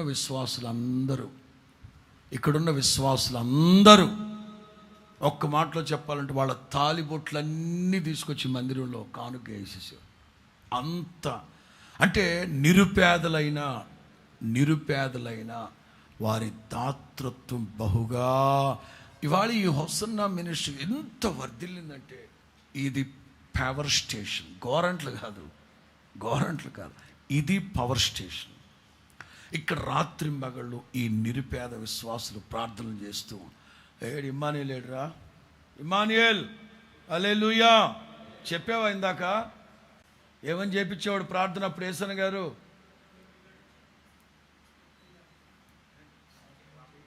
ఏమని? ఈ పాస్టర్ గారిది ఈ గ్రామానికి పై గ్రామమే, నిడు మొక్కల ఒక 50 మంది పిల్లల్ని పోగేసి వాళ్ళకు ఒక్కొక్క చాక్లెట్ కొనిపెట్టి, ఒరే నేను ఏదైతే చెప్తానో అదే చెప్పండి రా అనేవాడు. ఏమని? ప్రభువా ఈ మినిస్ట్రీస్కి చక్కటి సంగీత బృందాన్ని మీరు అనుగ్రహించిన స్తోత్రం చెప్పండి రా. వెళ్తాం. మీరు కాదురా. అట్లా ఈ పిల్లలందరితో చెప్పించి కనీసం ఆయనకి ఈ కప్పలంటే కొంచెం భయం యేసన్న గారికి. అందుకని మట్టి సమాధిలాగా పోసుకొని దాని మీద పడుకునేవాడంట. ఇక్కడ నేను చెప్తున్నా, ఇవాళ ఈ వైభవం మీరు చూస్తున్నారంటే దీని వెనక చాలా ఉన్నాయి. ఒక అతను కింద పడుకోవడం మీకు భయం ఉన్నట్టుంది, నేను మంచం చేసిస్తానని కర్రలు తెచ్చి మంచం తయారు చేస్తున్నాడంట. పక్కనే ఎవరో అడిగారంట, యేసన్న గారు ఆ కర్రలు ఎక్కడో తెలుసా అని. ఎక్కడవంటే, ఇందాకే ఒక శవాన్ని కాల్చేశారు, అక్కడ పాడి మోసుకొచ్చిన కర్రలు అన్నారంట. అర్థమైందా? ఏదో ఒకటిలేండి నేను కింద పడుకోలేకపోతున్నానని చెప్పాడు ఇందాక ఫ్రెండ్. బుడ్డి దీపం కూడా లేదు ఆయనకి, ఇక్కడ చీకట్లో ఉండేవాడు. దెబ్బలో ఒక లాంధ్ర పడిపోయింటే దాన్ని తీసుకొచ్చి శుభ్రంగా కడిగి చిన్న పెయింట్ వేసుకొని దానికి ఒత్తి పెట్టి చేయిస్తే 2 రోజుల తర్వాత పిల్లోడు వచ్చి మా నాయన్ని తీసుకురమ్మన్నాడంట. ఇది తీసుకురమ్మడం ఏంట్రా, నాది 5 అంటే మాది దెబ్బలో కొట్టేసాం, ఇది ఇవ్వు అని చెప్పి తీసుకెళ్ళిపోయాడు. ఇక్కడ ఇట్లాంటి ఒకటి కాదు కోకొల్లలు అన్ని ఇబ్బందులు పడుతూ కూడా ఇది నా ప్రభు నన్ను నడిపించే మార్గం. ఇక 90వ సంవత్సరం ఈ మందిరం పడిపోవడం, దీనికి పునాదులు వేయడం. అప్పుడు రాసుకున్నారు ఆ పాట.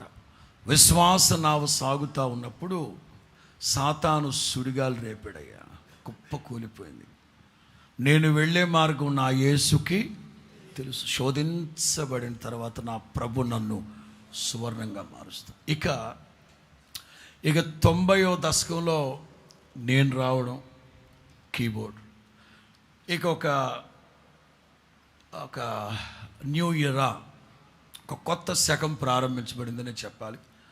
91లో వాళ్ళ నాన్న చనిపోయారు. 91లో వాళ్ళ నాన్న చనిపోయారు. ఇక వాళ్ళ నాన్న చనిపోవడం ఆలస్యం, దేవుడు ఆశీర్వదించడం ప్రారంభించాడు. అదేంటి లాజిక్ అంటారా?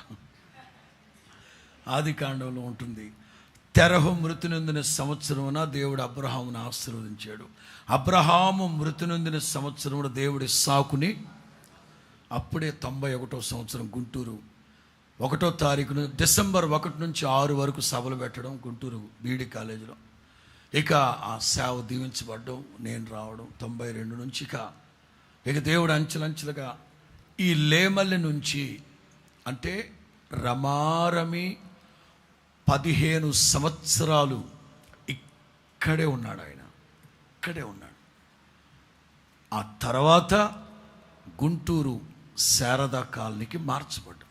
ఇవాళ గుంటూరులో 70,000 మంది వస్తున్నారు, అన్ని సంఘాలు ఖాళీ అయిపోతున్నాయంటే మేము గుంటూరులో సేవ ప్రారంభించినప్పుడు 10 మందే.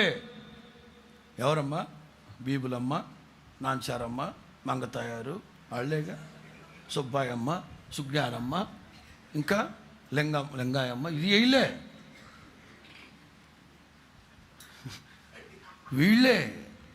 వీళ్ళే.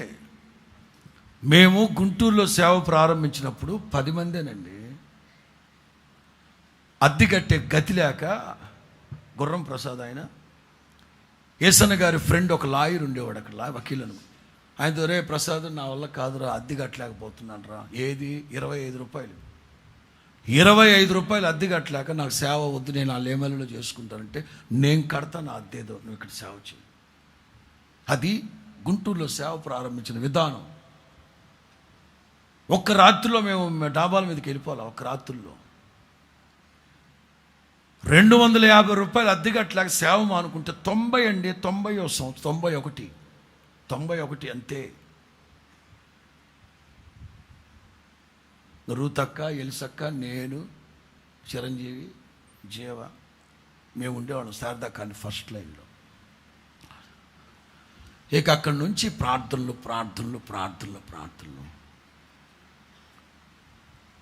అప్పుడు మోహన్ గారి పరిచయం అవడం. ఆ క్రితం 1992 నవంబర్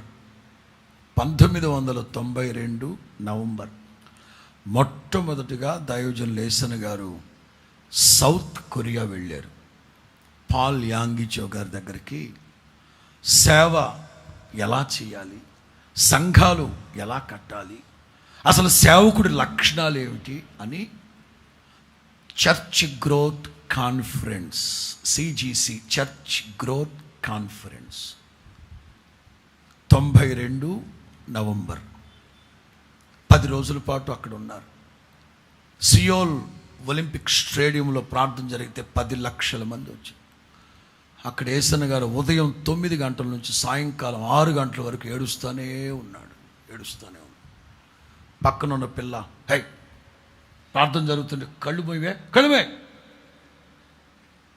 ఆయన మౌనంగా చూసి ఆయన పాటుగా మరలా ఆ పిల్ల, కడుపు నొప్పి నీకు అందంట, జ్వరం వచ్చిందా? ఆ పిల్ల అడిగిందంట, ఎందుకు ఏడుస్తున్నావు? మరి ఆయన సరదాగా, నీకేం చెప్తానమ్మా, నేను చెప్పినా నా భాష నీకు రాదని. ఆ రోజున అక్కడ ప్రార్థన చేసుకున్నాడు ఆయన. ప్రభువా, ఈ పాల్యాంగిచో ఆరాధించే దేవుడే నా దేవుడు, ఈ పాల్యాంగిచో ప్రసంగించే దేవుడినే నేను ప్రసంగిస్తున్నా. వాళ్ళకంటే ప్రతిష్ట అది ఇదని చెప్పుకొని తిరుగుతున్నా. ఏం నా దేశంలో ఈ ఉద్యోగం రానివ్వా, ఏం నా పరిచర్యలో ఈ మహిమను నేను చూడలేనా అని ఉదయం 9 గంటల నుంచి సాయంకాలం 6 గంటల వరకు ఎలుగెత్తి దేవుని దగ్గర ప్రార్థన చేసుకొని వచ్చాడు. అంతే. 92 నవంబర్ అన్నానా, డిసెంబర్. ఆ సంవత్సరం వాగ్దానం ఏంటో తెలుసా? 93వ సంవత్సరానికి, ఇదిగో తలుపుని ఎదుట తీసి ఉన్నాను, దాన్ని ఎవ్వడు వేయలేడు. ఇదిగో తలుపుని ఎదుట తీసి దాన్ని ఎవ్వడు వేయలేడు. ఇక అంతే. ఆ తర్వాత సర్వోన్నతుల పాట కూడా రాశాం. ఆ సర్వోన్నతుల పాటలో వాగ్దానము చేసినావు, వాగ్దాన భూమిలో చేర్చినావు. జనవరి 1కే రాసుకున్నారు 2 పాటలు. ఇక్కడే రాసుకుని ప్రేమక్క నేను మేమందరం. అప్పుడు ఇక్కడే 31st నైట్ వీరేంద్ర కుమార్ గారు రోడ్డు మీద టీవీలు తీసుకొచ్చి పెట్టారు. ఇప్పుడు మీకు తెలియాలి, 1992 వరకు ఇక్కడే జరిగింది గుడారాల పండుగ. మొదటి 2-3 సంవత్సరాలు ఆ బయట కూర్చో ఉన్నారు చూడండి వాళ్ళు, అది గుడారాల పండుగ స్థలం, అది గుడారాల పండుగ స్థలం. మొదటి 2-3 గుడారాల పండుగ. ఆ తర్వాత కొంచెం దాటి వెళ్ళాం, ఆ తర్వాత సెంటర్కి వెళ్ళాం, ఆ తర్వాత సినిమా హాల్ దగ్గరికి వెళ్ళాం. 1992 వరకు ఇక్కడే జరిగాయి. 93కి అది దేవుని ప్రణాళిక, అన్నీ అట్లా జరిగాయి. 93 జనవరి సంపూర్ణ రాత్రి ప్రార్థనకి ఇక్కడికి వస్తున్నాం. అప్పట్లో 10వ తారీఖు నైటు, 20వ తారీఖు పగలు జరిగేది. జనవరి 10వ తారీఖు రాత్రి ఏసన్న గారు, వీరేంద్ర కుమార్ గారు బుల్లెట్ మీద, నేను హోండా బైక్ మీద గుంటూరులో బయలుదేరాం. అడవి, అదంతా అడవి. గుంటూరు గోరంట్ల దాటి ఇప్పుడు మన మందిరం ఉన్న చోట ఏసన్న గారి బండి ఆపమన్నారు. యూరినల్స్కి వెళ్తానన్నారు, ఆపేరు బండి. అప్పుడు బైక్ మీద వస్తా బుల్లెట్ మీద వీరేంద్ర కుమార్ గారు అన్న మాట్లాడుకుంటున్నారు. ఆ గుడారాల పండుగకి లేమల్లు అంటే అన్నీ కొంచెం కష్టమవుతున్నాయి, అన్ని ప్రయాణాలు ఎక్కువైపోతున్నాయి, సరుకులు సామాన్లతో ఇబ్బంది అని మాట్లాడుకుంటున్నారు. ఆ పని మీదే వెంటనే వీరేంద్ర కుమార్ గారు అన్నారు, బుల్లెట్ లైట్ ఇటు తిప్పి, అన్న ఇక్కడ పెడదామా అన్నారు. ఇక్కడ పెడదామంటే అది ఎవరిదో తెలియాలి కదా. ఈ 4.5 ఎకరాలు నాదే. అవునా? ఇంకంతే. వెంటనే ఏసన్న గారు లోపలికి వెళ్ళిపోయి సేకట్లో, ప్రభువా మీరు గుడారాల పండుగ జరిపిస్తూ వస్తాం.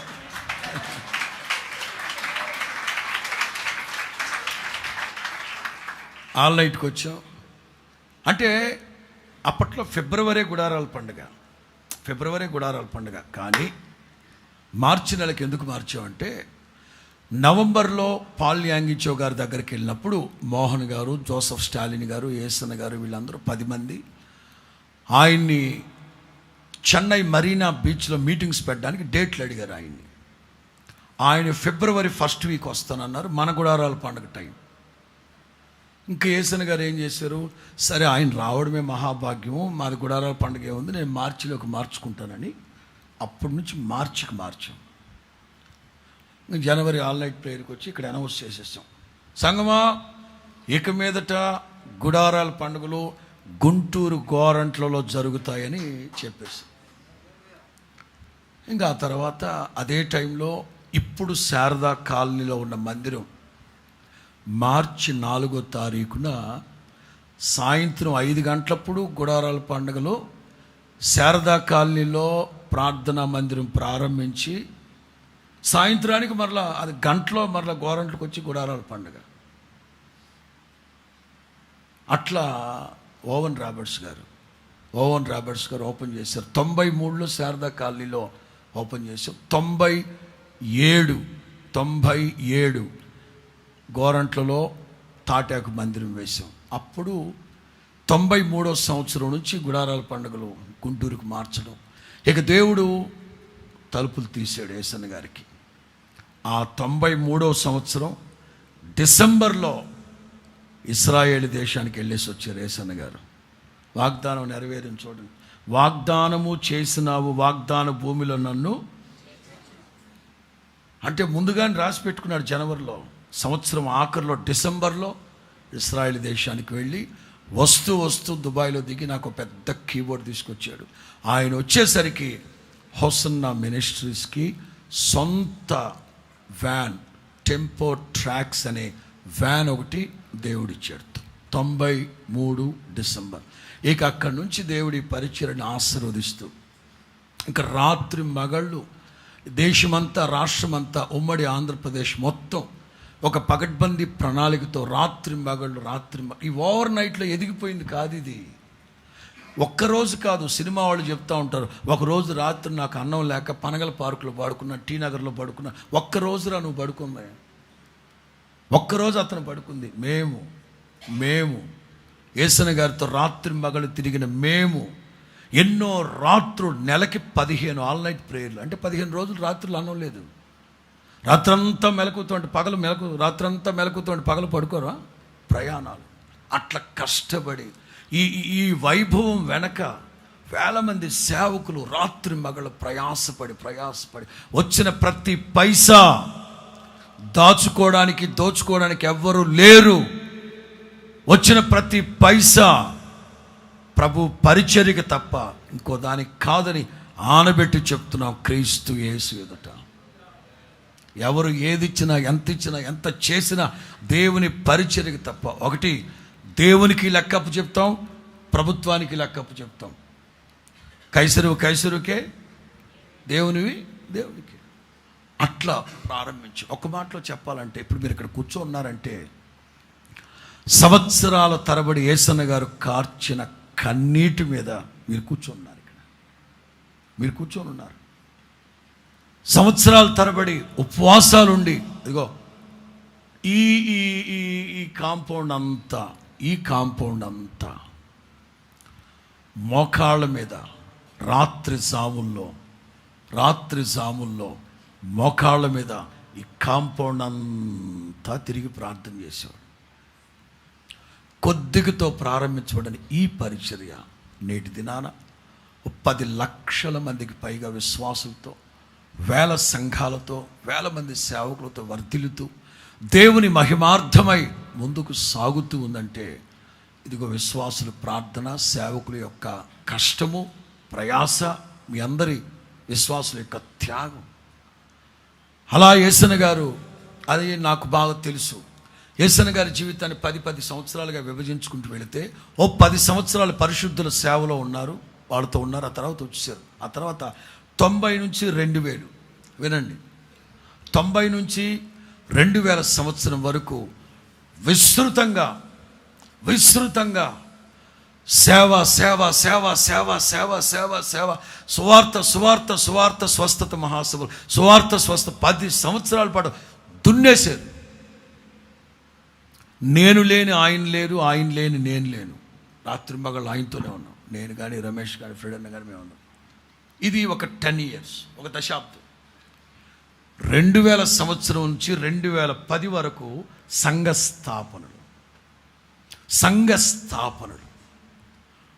స్థాపనలు, అద్భుతమైన దైవ ఆలోచన ఆయనకి.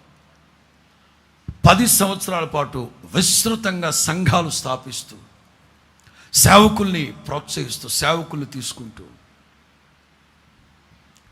ఇక 2010 అంటే ఆల్మోస్ట్ 2007వ సంవత్సరంలో యేసన్న గారి చెల్లి మేరెక్క మహిమలోకి వెళ్ళడం.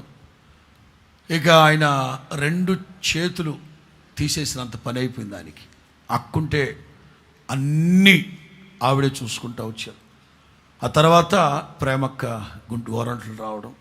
ఇక యేసన్న గారు కొంచెం తగ్గించుకొని 10 ఏళ్ళు 19 to 2000 సువార్త సభలు, 2000 up to 2010 సంఘ స్థాపనలు, సేవకుల యొక్క ఎదుగుదల చూసి చక్కగా ఇక అక్కడి నుంచి సంఘ స్థాపన చేస్తూ మాతో చెప్తా వచ్చారు. ఇక ఆల్మోస్ట్ 2010 నుంచి ఇక మమ్మల్ని ఫోకస్ చేస్తూ ప్రిపేర్ చేస్తూ సమస్తకి ఒక అవగాహన కలిగేటట్లుగా ప్రిపేర్ చేస్తూ వచ్చారు. అప్పటి నుంచి ఆరోగ్యం బాగాలేదు. ఇక ఆయన మాతో చెప్తా వచ్చింది ఏమిటంటే, నేను సువార్త అనే బోర ఊది ప్రజలందరినీ సమకూర్చాను. ఇప్పుడు మీరు కొత్తగా ప్రయాసపడి మరలా పోగేయాల్సిన అక్కర్లేదురా. దేవుడు మీకు ఇస్తున్న ఈ సంస్థని జాగ్రత్తగా కాపాడి ప్రభు రాకడికి సిద్ధపరచండి. ఇది ఆయన మాకు చెప్పిన మాట. ఇక 2010వ సంవత్సరం నుంచి ఆరోగ్యం క్షీణించడం, అయినా అలాగే ఆయన రాత్రింబగలు తిరుగుతూ ఉండడం. 2011 ఏప్రిల్ 21 గుడ్ ఫ్రైడే, 21, 22, 23 కర్నూలు జిల్లా ఆత్మకూరులో సభలు.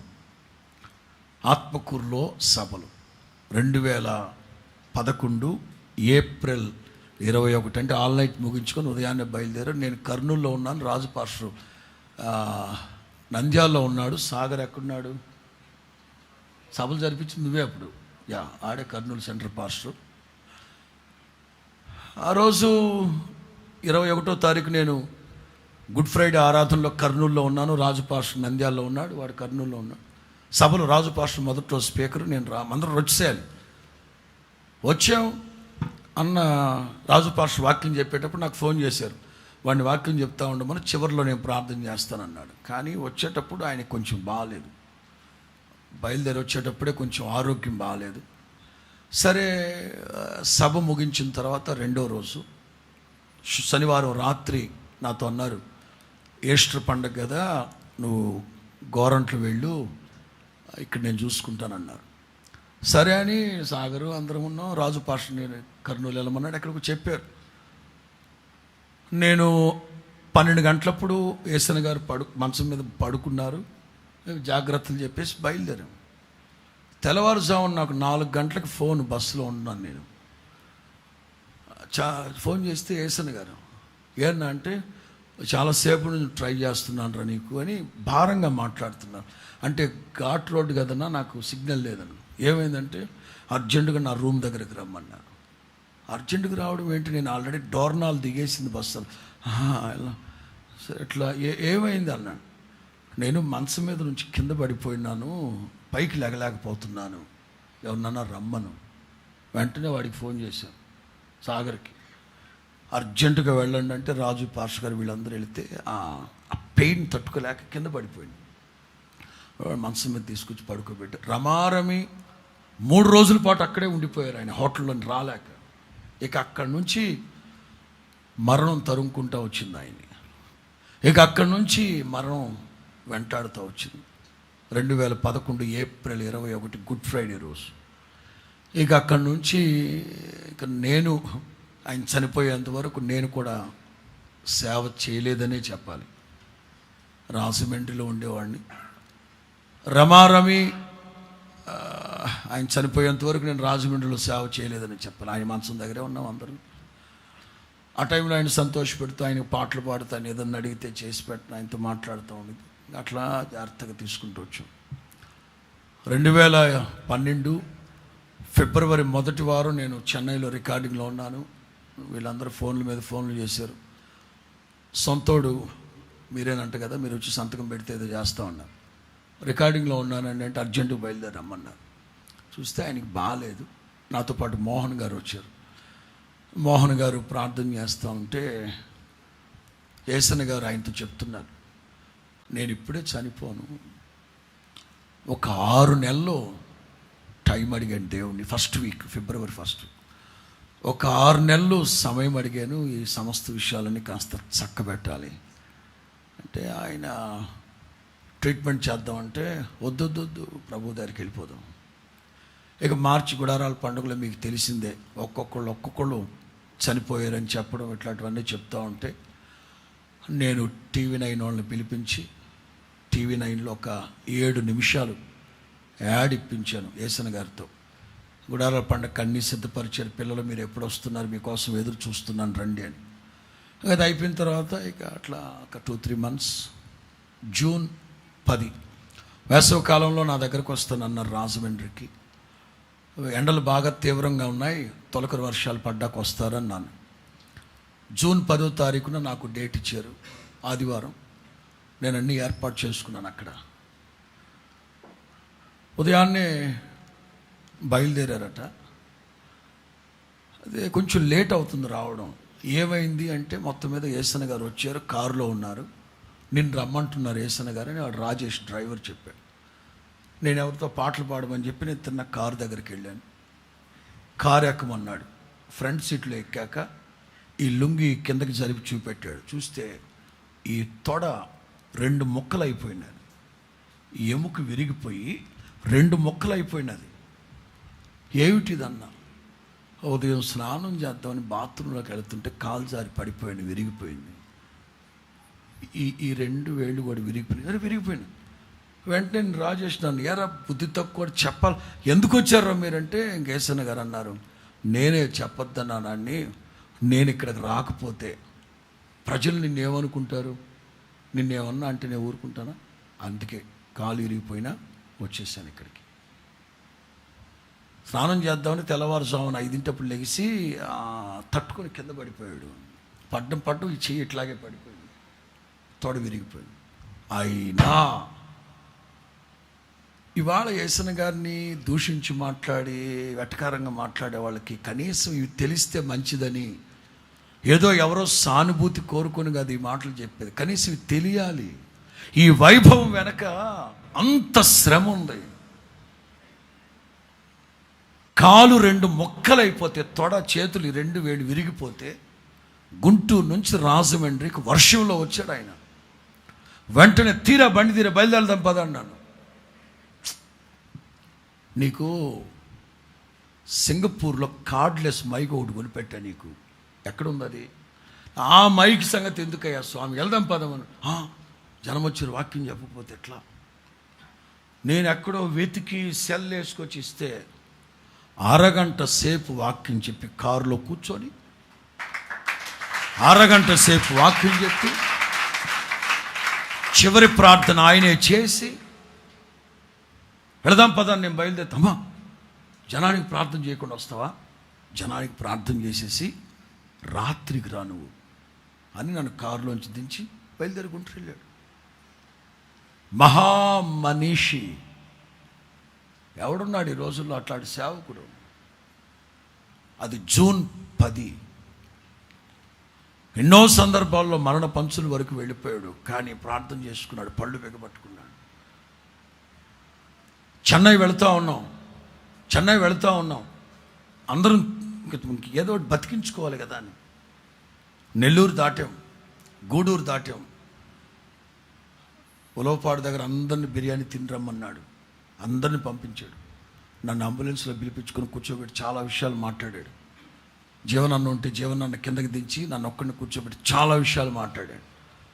సరే అందరూ వచ్చిన తర్వాత మరలా బయలుదేరి గూడూరు దగ్గరికి వెళ్తా ఉంటే గట్టిగా పట్టుకుని లాగి పైన పడుకోబెట్టుకొని, వీళ్ళందరూ సరే తీసుకెళ్దాం అంటున్నారా, నువ్వు కూడా నా విశ్వాసాన్ని కాపాడకపోతే ఎలాగరా, నా మాట విను, వెనక్కి వెళ్ళిపోదాం.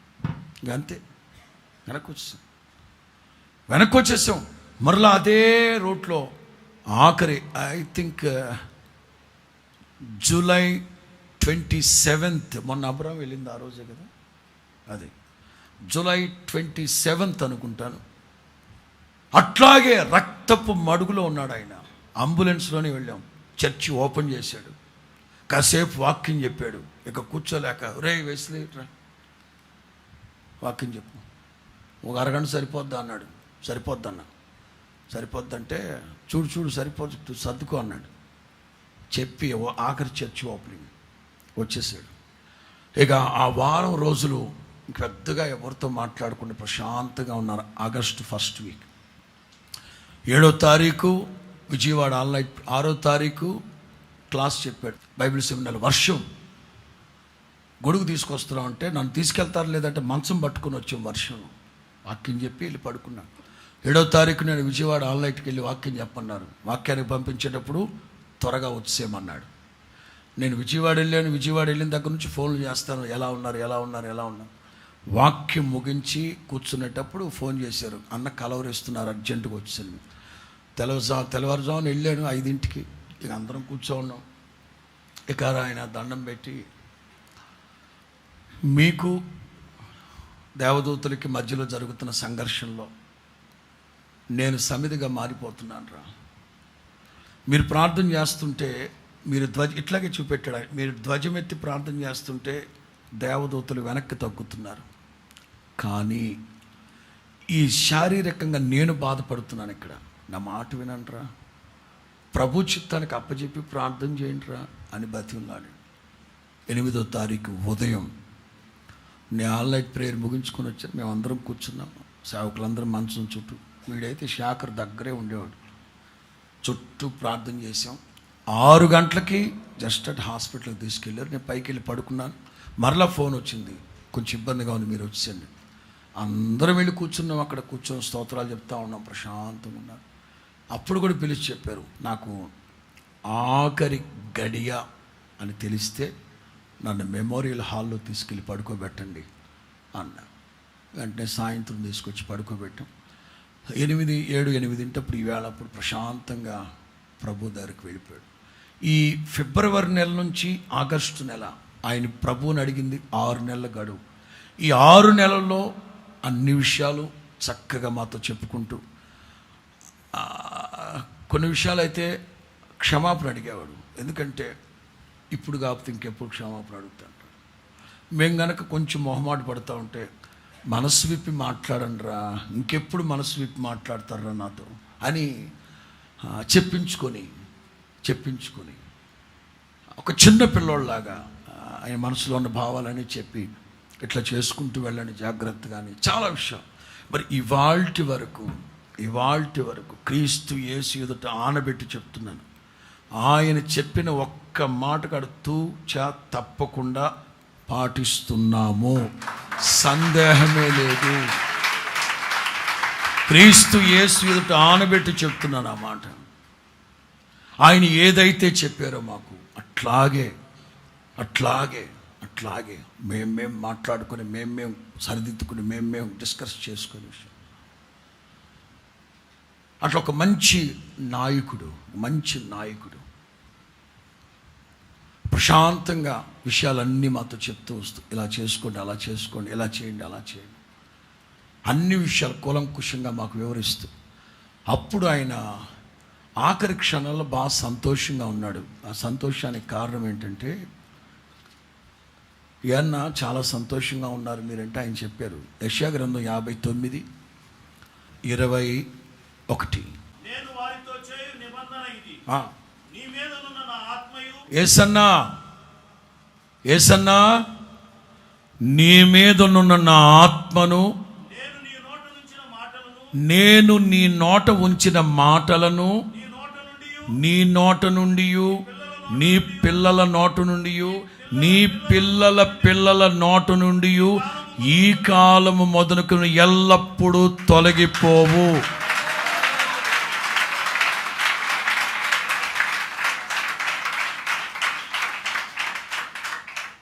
ఈ మాట ఎప్పుడైతే ఆయనకి చెప్పాడో దేవుడు హ్యాపీగా ఫీల్ అయ్యాడు. ఇక నా పిల్లల మీద, దేవుడు నా మీద ఎలాగైతే ఆయన ఆత్మను ఉంచి శ్రమపడే మనస్సు సువార్త బోధించేమో, అలాగే నా పిల్లల మీద ఆ ఆత్మ ఉంచుతాడట. నా నోట ఏ మాటలు అయితే వచ్చాయో నా పిల్లల నోట ఉంచుతానన్నాడు. ఇక నాకేంటంట, ప్రభు దగ్గరికి వెళ్ళిపోతాను.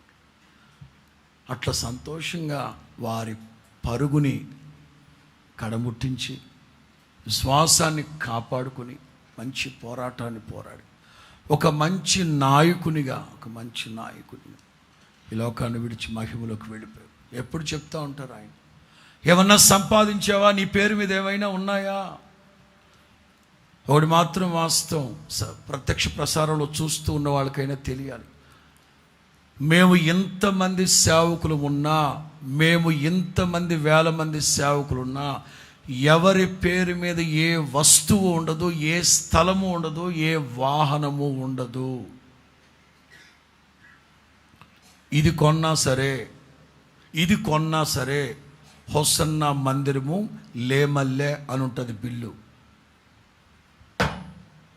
చీపురు కట్ట కొన్నా సరే హొసన్నా మందిరము అమరావతి అని ఉంటుంది. ఎవరి పేరు మీద ఏ ఆస్తులు కానీ, ఏ స్థలాలు కానీ, ఏ పొలాలు కానీ, ఏ మందిరం కానీ, ఏ వస్తువు కానీ ఉండదు. ఎవడి పేరు మీద ఏది ఉండదు. ఎందుకంటే ఇది దేవుడి బిడ్డలు ఇచ్చిన కానుకలతో కొన్నది, దేవుని సేవలోనే వాడాలి. యేసన్న గారిని అడుగుతూ ఉన్నారు, ఏమన్నా కొన్నావా? 2 ఎకరాలు కొన్నావా? 6 ఎకరాలు కొన్నావా? 10 ఎకరాలు కొన్నావా అని యేసన్న గారు అడిగారట. నువ్వేం తీసుకున్నావు? మా ఊళ్ళో 2 ఎకరాలు మాగాని కొన్నా. మరి నువ్వేం కొన్నావు? నేను పొలాలు, స్థలాలు, వెండి, బంగారాలు కొన్నా. మరేం కొన్నా? విలువైన వజ్రాలు, వైడూర్యాలు. అమ్మా, ఎక్కడ పెట్టా? ఎక్కడ పెట్టలేదురా పెచ్చోడ. ఆయన దర్శనం. నేను ఇలా నా దేవుని సేవ చేస్తూ చేస్తూ చేస్తూ ఏదో ఒక రోజు చనిపోతాను. నా ప్రభు పిలిస్తే వెళ్ళిపోతాను.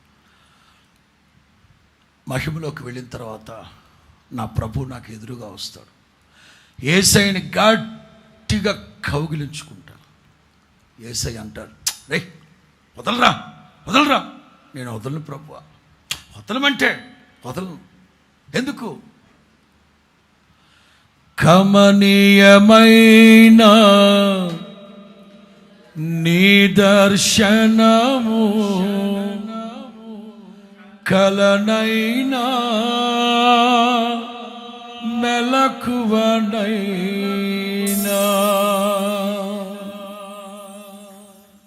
కమనీయమైన నీ దర్శనము కలనైనా మెలకువనైనా కనబడినా నా ఆశలు తీరవే కనిపెట్టుచున్నటిని కడపుర ధ్వనికై కనబడినా నా ఆశలు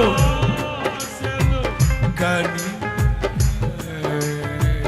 కడపుర ధ్వనికై. ఆయన అంటారంట, ఎన్నిసార్లు కలల్లో చూశా, ఎన్నిసార్లు దర్శనాలు చూశానయ్యా నిన్ను. నువ్వు వదిలిపెట్టు నిన్ను. ఆగరా, ఆగికిడా అని యేసన్న గారిని బలవంతంగా ఒక చోట ఆపి లోపలికి వెళ్ళి ఒక కిరీటం తెస్తాడంట. యేసన్న గారు అనుకుంటారంట, ఇప్పుడు నాకు ముందు ఆ కిరీటం పెట్టుకొని నిలబడతాడు, నా యేసు రాజా పాట పాడమంటాడేమో, రాజాతి రాజా పాట పాడ అని అనుకుంటాడంట. ఆయన ఎట్లాగే చెప్పేవారు. వెంటనే యేసన్న గారు, రారా ఏంటేసే ఆయన తల మీద పెట్టబోతే యేసన్న గారు అంటారంట, నాకేంటి ప్రభువా, మీరు పెట్టుకుంటారేమో, నా యేసు రాజా పాట పాడుదాం అనుకున్నానయ్యా నేను. ఇది నాది కాదురా. యుక్త వయసులో నా సేవ కోసం వచ్చి ఎన్ని నిందలు, దూషణలు, అవమానాలు ఇవన్నీ భరించి, కష్టాలు, కడగండ్లు ఇవన్నీ ఇంటన్నిటి మధ్యలో ఎక్కడ వెనుదిరగకుండా నాగటి మీద చేపెట్టిన వాడు ప్రతిష్టను కాపాడుకొని రాత్రింబగళ్ళు నా సేవ చేసేవే, నీకురా వాడబారని కిరీటం, ఇది జీవ కిరీటం, నీతి కిరీటం, అక్షయ కిరీటం నీకు. ఇది నాకెందుకు ప్రభే, నీదే ఇది. ఇంకా చెప్పనా? అరే ఆ కిరీటంలో వజ్రాలు, ముత్యాలు ఉన్నాయా? ఉన్నాయి ప్రభువా. ఏంటో చూడవి. చూస్తే ఐ థింక్ హోసన్నా మినిస్ట్రీస్గా 37 సంవత్సరాలు, పరిశుద్ధులతో కలిసి ఓ 10 ఏళ్ళు, రమారమి 47 సంవత్సరాలుగా ఆయన వాక్యం ద్వారా కన్న ఆత్మలు ఉన్నాయే, అవన్నీ ఆ కిరీటంలో పొదిగించబడి ఉన్నారట. ఆయన చూస్తే అందులో వీళ్ళందరూ ఉన్నారంటే, లేమల్లి విశ్వాసులు అందరూ ఉన్నారంట. ప్రభువా ఏంటని, మరి అతిశయ కిరీటం వాళ్లే కదరా, అదే నీకు ఇస్తున్నా అని దేవుడు యేసన్న గారిని తీసుకెళ్ళి పరలోకంలో పరిచయం చేస్తాడు. దావీదు వీడెవడో తెలుసు, వీడి పేరు యేసన్న. వందనాలండి. దావీదు నీకులాగా పాటలు రాసి పాడుతూ ఉంటాడు తెలుసా వీడు. యేసన్న గారు అంట, ఊరుకో బోధకుడు ప్రభువా అట్లా చెప్తాడు ఆయన. అంటే he involved in spiritual sense. ఆ ఆత్మలో ఆయన చూస్తున్నదే, సెన్స్ గ్రహించిందే చెప్పేవాడు ఆయన. అందుకే ఆ పాటలో రాశాం, అమరలోకాన శుద్ధులతో పరిచయమై నన్ను. అప్పుడు ఆయనకి ఏం చేయాలో తెలియదంట. పేతురుని పిలుస్తాడట యేసయ్య. పేతురు ఇల్రా, ఆగుబాదు కూడా ఎవడు పడితే లోనికి వచ్చేస్తాడు, తాళపు చీవి నా దగ్గర, నువ్వు ఎరా వీడు యేసన్నా అని వీడు వందనాలు సార్. అవి యేసన్న గారు చూస్తే అంటే పేతురు గారు మీరేగా అప్పుడు కోడి గొయ్యకు ముందు ఆ కోడి సంగతి ఇప్పుడేమి. అట్లా మమ్మల్ని కూర్చోబెట్టి ఎంత చక్కగా, ఎంత ఇన్నోసెంట్గా, హ్యాట్స్ ఆఫ్. అలాంటి నాయకుడు పుట్టబోడు, పుట్టడు కూడా. Very very pleasant and meek and peaceful and humble, విధేయుడు, వినయ మనస్కుడు, సంస్కారవంతమైన సేవకుడు అండ్ తగ్గింపు, ఎక్కడ గర్వానికి అహంకారానికి చోటు లేకుండా. ఎస్పెషల్లీ నన్ను రమేష్ని అయితే తొక్కి మరీ తొక్క తీసాడు. మా ఇద్దరికి ఎక్కువ మేమిద్దరమే ఉన్నాం ఆయనతో. అందుకే మేము అప్పుడప్పుడు ఆ పాటలో రాసుకున్నాం, ఈ సత్య మార్గంలో నేర్చుకున్న అనుభవాలే మమ్మల్ని ఈ విధంగా. అది గొప్ప భాగ్యం, గొప్ప భాగ్యం. సంవత్సరాల తడబడి రాత్రి మగళ్ళు ఆయనతోనే రాత్రి మగళ్ళు గడపడం అంత భాగ్యం అది నాకు. మీరు కూడా భాగ్యవంతులే. ఒకవేళ ఆయన చూడకపోయినా ఆయన కన్నీరు కార్చిన ఈ చోట మిమ్మల్ని ఇన్స్పైర్ చేయడానికి ఇక్కడ తీసుకొచ్చింది. మిమ్మల్ని ఆధ్యాత్మికంగా వారి సాక్ష్యాన్ని చెప్పి ప్రభావితం చేయడానికి మిమ్మల్ని ఇక్కడ తీసుకొచ్చింది. ప్రార్థన చేసుకోండి. యేసు ప్రభు చెప్పారు, నా యందు విశ్వాసం ఉంచేవాడు ఈ కార్యాలు చేస్తాడు. నా యందు విశ్వాసం ఉంచేవాడు నాకంటే ఏమో యేసన్న గారి కంటే గొప్ప కార్యాలు, సంఘాలు కట్టేవాళ్ళు మీలో ఉన్నారేమో. ప్రార్థన చేసుకోండి, తీర్మానం చేసుకోండి, మోకరించండి, ప్రార్థన చేసుకుందాం. ప్రార్థన. ప్రేమాస్వరూపి పరిశుద్ధుడైన మా తండ్రి, నీ పరిశుద్ధ నామానికి స్తోత్రాలు.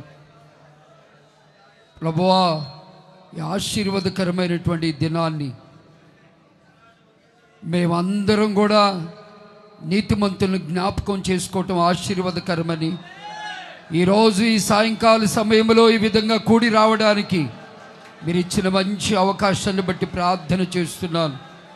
మా పితరులు నాయన ఎన్నో కన్నీరు కార్చి, కష్టపడి, చెమటోర్చి, పలు రకాలైన నిందల అవమానాల మధ్యలో ఈ ఘనమైనటువంటి పరిచర్యను కట్టి కొనసాగించారు నాయన. అనేక మందిని రక్షించారు, అనేక మందిని శాప విముక్తులుగా చేసి, పాపములో నుండి, శాపములో నుండి, ఆచారాలలో నుండి, అలవాటుల్లో నుండి ప్రజలకు విడుదల కలుగు చేసి ఒక గుంపు జనాంగాన్ని ఈ ప్రాంతంలో నుండి ప్రపంచవ్యాప్తంగా నాయన సువార్త ప్రకటించడానికి మార్గాలు సరళము చేసినందుకొరకు స్తోత్రాలు చెల్లిస్తున్నాను. అలాంటి మంచి స్థలాన్ని, పునాదిని, హోసన్నా మినిస్ట్రీకి పునాదిగా ఉన్నటువంటి ఈ స్థలములో ఈ రాత్రి మేము అందరం చేరి దైవ సేవకులు యేసన్న గారిని జ్ఞాపకం చేసుకొనడానికి, వారి సేవను జ్ఞాపకం చేసుకొనడానికి మీరు ఇచ్చిన గొప్ప భాగ్యాన్ని బట్టి స్తోత్రాలు నాయన. ఈ కార్యక్రమంలో పాలు పొందినటువంటి వారందరూ ఇంతటితోనే కాకుండా రాబోతున్నటువంటి తరానికి మాదిరికరంగా ఉండాలని మీరు చూపిన దయ కొరకై స్తోత్రాలు నాయన.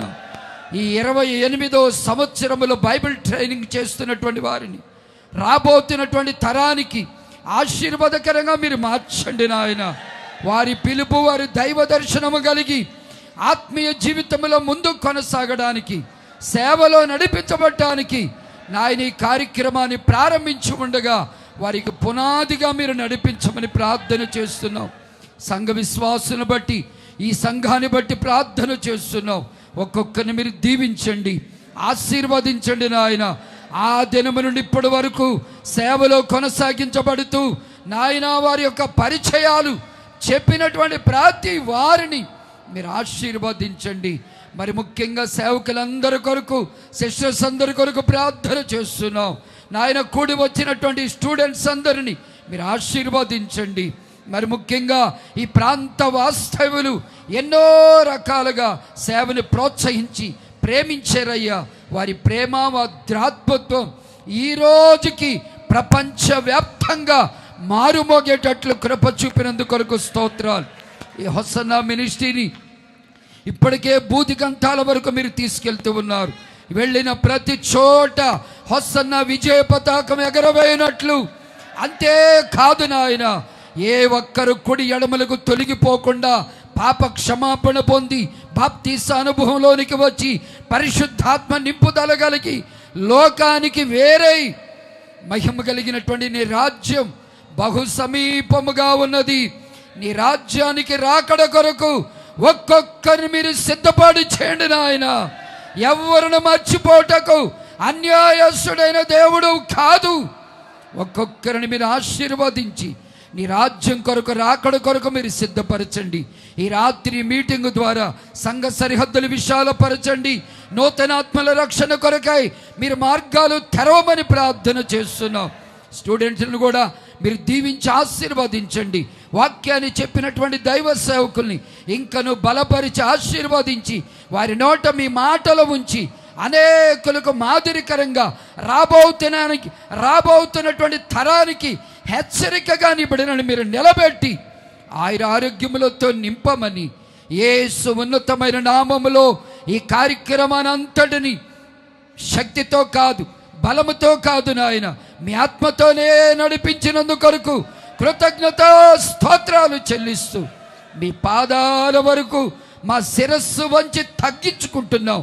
మీరే ఘనత, మహిమ, ప్రభావములు పొందమని యేసు పరిశుద్ధ నామములో స్తుతించి ప్రార్థించి వేడుకుంటున్నాం తండ్రి. ఆమేన్, ఆమేన్. మన తండ్రి అయిన దేవుని ప్రేమ, కుమారుడైన యేసయ్య కృప, పరిశుద్ధాత్మ దేవుని అన్యోన్య సహవాసము సన్నిధి కూడి వచ్చినటువంటి వారికి, స్థానిక సంఘానికి, వాక్యాన్ని వివరించినటువంటి దైవ సేవకులందరికీ ఆయన కృప సదాకాలము తోడయుండి దైవ సేవకుల యొక్క ఆత్మయు ఆయన మాటలను వారి పిల్లల పిల్లల నోట తరతరాల వరకు నిలిచి ఉండేటట్లు చేయునుగాక. ఆమేన్, ఆమేన్.